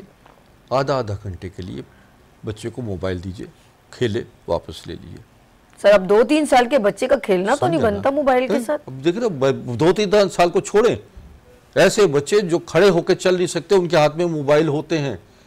बच्चों के हाथ में खिलौने के बजाय मोबाइल, वो मोबाइल मांग रहा होता है कि मोबाइल दो। मैंने ऐसे बच्चे को देखा कि मोबाइल लॉक है। हाँ। और वो चीख रहा है कि इसे खोलो, हाँ, खोलो, हाँ, खोलो, बोल नहीं रहा है, लेकिन कह रहा फेंक के मार रहा है कि इसे खोल के दो मुझे। और इसमें बच्चे जो है कार्टून्स भी देख रहे होते हैं, बच्चे इसमें सब कुछ देखते हैं, लेकिन बात यह कि ठीक है आप बच्चे को सामने मोबाइल नहीं सर, अल्टरनेटिव बहुत सारी चीजें होती होंगी, अगर दिमाग लगाएं तो बहुत कुछ है बच्चों के लिए। खेल के हमारे दौर में बड़े चीजें थी। हाँ? और इस दौर में भी हैं। हाँ? हम इससे कहते हैं कि दौर जदीद के तकाज़ों के मुताबिक आप चीज़ों को इस्तेमाल जरूर करें, लेकिन उसके नुकसान से ज़रूर आप महफूज रखें अपने और अपने बच्चों को। और एक बात बताऊं, ये सिर्फ आप अपने बच्चे को, डॉक्टर साहब ने अक्सर ये बात कहते हैं, सिर्फ आप उनकी आंखों को नहीं बल्कि उनको जिस्मानी यानी कि फिजिकली हर तरह से मोहताज करें, क्योंकि वो जब उसका आदी हो जाएगा वो गेम भी उसी में खेलेगा, उसकी हर चीज उसी में रह जाएगी, वो कभी भी ना अपने माइंड का इस्तेमाल करेगा और ना ही अपने बिल्कुल आपने सही कहा था एक दिन आपने, और बड़े उनका बहुत ज्यादा इस्तेमाल से मेमोरी लॉस होना शुरू हो गई। Oh my God, I site खराब हो गई, एक आंख छोटी और एक आंख बड़ी हो गई, क्योंकि जब करीब से देखता है ना आदमी ऑटोमेटिकली उसकी एक आंख बंद हो जाती है, क्योंकि जब बहुत करीब करेगा तो डबल नजर आता है, तो वो खुद ब खुद एक आंख बंद हो जाती है। और इस तरह आंखों का एंगल जो है वो ऐसे हो जाता है। मैंने कई लोग देखे, उन्होंने कहा कि बिल्कुल सही था, अब हम गाड़ी चलाते हैं तो हम 2-2 गाड़ियां नजर आती हैं, बीवी को देखते तो 2-2 बीवियां नजर आती हैं। चले ना, खुश हो जाए ना, 2 बीवियां नजर लेकिन दोनों एक जैसी होती है। ये जस्ट फॉर जोक। अच्छा, हम लोग बात करें हेपेटाइटिस पर, और अच्छा छोटे बच्चों को क्या 2-3 साल का एक बच्ची को हुआ था कि डॉक्टर ने इंडिकेशन दी कि इसको हेपेटाइटिस हो गया, तो आप इसको गोश्त, चिकन और चॉकलेट्स और ऑयली चीज़ों को नहीं दीजिएगा। क्या 3 साल की या 4 साल की बच्ची को हेपेटाइटिस हो सकता है? बिल्कुल होता है, बिल्कुल होता है। उसका रंग पीला हो गया बिल्कुल। देखिए हेपेटाइटिस जो जिसे हम पीलिया या यरकान कहेंगे, ये अक्सर पैदाइशी बच्चों को भी होता है, जो माँ अपने दौरान हमल जो है वो सब्जियां फलों का इस्तेमाल कम करती हैं या नहीं करती, तो उन्हें चाहिए कि इस दौरान में अपना सब्जियां और फलों का इस्तेमाल ज़्यादा रखें, नारियल का पानी पिएं, जौ का पानी का इस्तेमाल करें, गन्ने का रस पिएं, और अनार का जूस है, चुकंदर है, गाजर का जूस है। यकीन माने आप ख़ुद भी हसीन हो जाएंगे और आपके बच्चे भी खूबसूरत पैदा होंगे। नाज़रीन, मैं आपको आखिर में जाते हुए आपको कुछ एक दो रेमेडीज़ बताता हूँ जो घर में आप इस्तेमाल कर लें। नोट कर लीजिए कि मको 10 ग्राम, कासनी 5 ग्राम, पुदीना 21 पत्ते, सुहांजना ये तकरीबन 10 ग्राम ये लीजिए, छोटी इलायची डालिए और इसको बॉयल कीजिए। 1 कप सुबह, 1 दोपहर और 1 शाम खाना खाने से आधा घंटा पहले ही पीजिए। आपको हर किस्म के जॉइंटस का बेहतरीन ये मैं इलाज बता रहा हूँ। इसके साथ साथ जो पीलिया के मरीज़ हैं वो गन्ने का रस इस्तेमाल करें, सत्तू इस्तेमाल करें, गाजर का जूस इस्तेमाल करें और इस तरह वो सब्जियां जो मैंने बताई हैं उन सब्जियों को अपने ज़िंदगी का हिस्सा बना लें ताकि बेहतरीन ज़िंदगी गुजार सकें। ये और फिर एक और मैं आपको नुस्खा बता देता हूँ, वो नुस्खा आप इस्तेमाल कीजिए। माजून दबीदुल वर्द, ये माजून दबीदुल वर्द हम स्टोर से मिल जाएंगी। इसके आप 1 चमचा सुबह, 1 चम्मच शाम अर्के मको और अर्के सौंफ के साथ दिन में 2 मरतबा और ज़्यादा अगर हो तो 3 मरतबा सुबह निहार भी पीजिए, दोपहर को खाने से 1 घंटा पहले और रात खाना खाने से 1 घंटा पहले या खाना खाने के 1 घंटे के 1.5 घंटे के बाद इस्तेमाल करें। आप पानी का इस्तेमाल रखें ज़्यादा से ज़्यादा। नीम गर्म पानी सुबह निहार 2 से 3 गिलास पीजिए, उसमें शहद डाल लीजिए, अगर शहद बेहतरीन आपके पास रखा हुआ है शहद का इस्तेमाल कीजिए। और इसी तरह आपको मैं अंडा, मछली, चावल, गोभी, बैंगन, चावल का इस्तेमाल करें, कच्ची लस्सी जैसे होता है दूध, हाँ, वो बहुत फायदेमंद है। दूध में पानी डालकर उसका नमक डालकर उसकी लस्सी बनाएं ताकि पेशाब खुल कर आए। और चाय, कावा, काला कावा, काली चाय, वो आप उसमें बर्फ़ डाल दीजिए और ठंडा यख करके जब वो उसको पीजिए, उससे भी आपका यरकान का ये भी बेहतरीन इलाज है, उससे पेशाब खूब आएगा। और ऐसी चीज़ों का इस्तेमाल ज़्यादा रखें जिससे आपको ज़्यादा से ज़्यादा टॉक्सिन्स निकले, पेशाब जो है वो ज़्यादा से ज़्यादा आपको आना शुरू हो जाए। लिक्विड में इसीलिए बता रहा हूँ नहीं, अच्छा बताया। और ज़्यादा कोशिश करें कि सकील चीज़ें बिल्कुल ना इस्तेमाल करें, वरना यही जॉइंटस, यही यरकान, यही हेपेटाइटिस आपके लिए जानलेवा साबित हो सकता है। अच्छा डॉक्टर साहब, अब आपने तमाम लोगों को अपना लोकेशन बता दें, लोग आसानी से। जी, मैं आजकल जो है वो आजकल कराची में हूँ। इंशाल्लाह मई के 2nd वीक में मैं अपने दौरे पे लाहौर, पेशावर, पिंडी के, इस्लामाबाद के दौरे पे हूँगा। तो इस वक्त कराची में मैं ग्लैमर मॉल में हूँ। ग्लैमर मॉल कहाँ है बता देता हूँ, राशिद मिन्हास रोड पर है, जो कि हमारे लासानिया रेस्टोरेंट के करीब है। गुलशन इकबाल ब्लॉक 10A में मैं मरीज़ देख रहा हूँ और मेरे मतलब के औकात जो हैं वो इस वक्त आज चेंज हो गए हैं। वो 3 बजे से मैं मुसलसल 5 बजे तक और जुमे को आज 5 बजे तक बैठूंगा और बाकी दिनों में 9 बजे। सरप्राइज नहीं दिया, हमारे पास 1 मिनट रह गया बल्कि कम। ईद का तोहफा दे दें जल्दी से। भी आ रहा हूँ, हाँ, जल्दी से दे दीजिए। नाज़रीन, ईद पैकेज में हमने डिस्काउंट रखा है। हाँ। कुछ अद्वियात पे 50%, कुछ पे 25% और कुछ अद्वियात पे 10%। ये इन मरीजों के लिए हमारी तरफ से ईदी है, जो कि हमें इस दौरान में ये 10 दिन का हमारा एक पैकेज है। हाँ। इस दौरान में जो भी अद्वियात जाएंगी उसमें हम स्पेशल डिस्काउंट देंगे। डिस्काउंट का मतलब यह है कि आपको आपकी ईदी इस सूरत में हम आप तक पहुंचाएंगे। बहुत शुक्रिया हकीम साहब। इंशाल्लाह नेक्स्ट फ्राइडे को फिर हाजिर होंगे। आपका बहुत ख्याल रखिएगा जी नाज़रीन। इंशाल्लाह फिर मिलेंगे आपसे इस दुआ के साथ कि अल्लाह पाक आपको और हमको हिफ्ज़ व अमान में रखे। आमीन सुमा आमीन। और इनका पैकेज देखना ना भूलिएगा। अपना ख्याल रखिएगा। अल्लाह हाफ़िज़। मसीहुल हिंद यानी हिंदुस्तान का मसीहा, जिन्होंने मलका बरतानिया विक्टोरिया और इनके वालिद जॉर्ज हश्तम का इलाज उनकी दावत पर लंदन बिकिंगम पैलेस में किया। आप प्रोफेसर डॉक्टर हकीम अस्करी मसीहुल हिंद जनाब हकीम सैयद महमूद अली शाह देहलवी के परपोते हैं। हिंदुस्तान और पाकिस्तान की 7 रियासतों सल्तनत उस्मानिया, हैदराबाद दक्कन, मालेरा कोटला, रामपुर स्टेट, लोहार स्टेट, सिंध की खैरपुर, मेरस, खैरपुर स्टेट, सहारनपुर और जूनागढ़ स्टेट के शाही तबीब जिनका खिताब था हाजी कुल हिंद यानी तबी स्कॉलर ऑफ इंडिया हकीम सैयद जफरयाब अली शाह देहलवी के पड़पोते तबीब शाही अमायदीन सल्तनत ईरान, अफगानिस्तान, उर्दन, पाक और हिंद के मुमताज शख्सियात के मुआलिज तबीबुल असर हकीम सैयद जफर अस्करी के फर्जंद वालिय रियासत नवाब जूनागढ़ के शाही मुआलिज अमेरिकन क्वालिफाइड मुआलिज चाइनीज, अरबी, इंडियन होम्योपैथ, नेचुरोपैथिक, आयुर्वेदिक, यूनानी और तिब्ब नबवी जदीद और कदीम तरीके इलाज के माहिर प्रोफेसर डॉक्टर हकीम सैयद अस्करी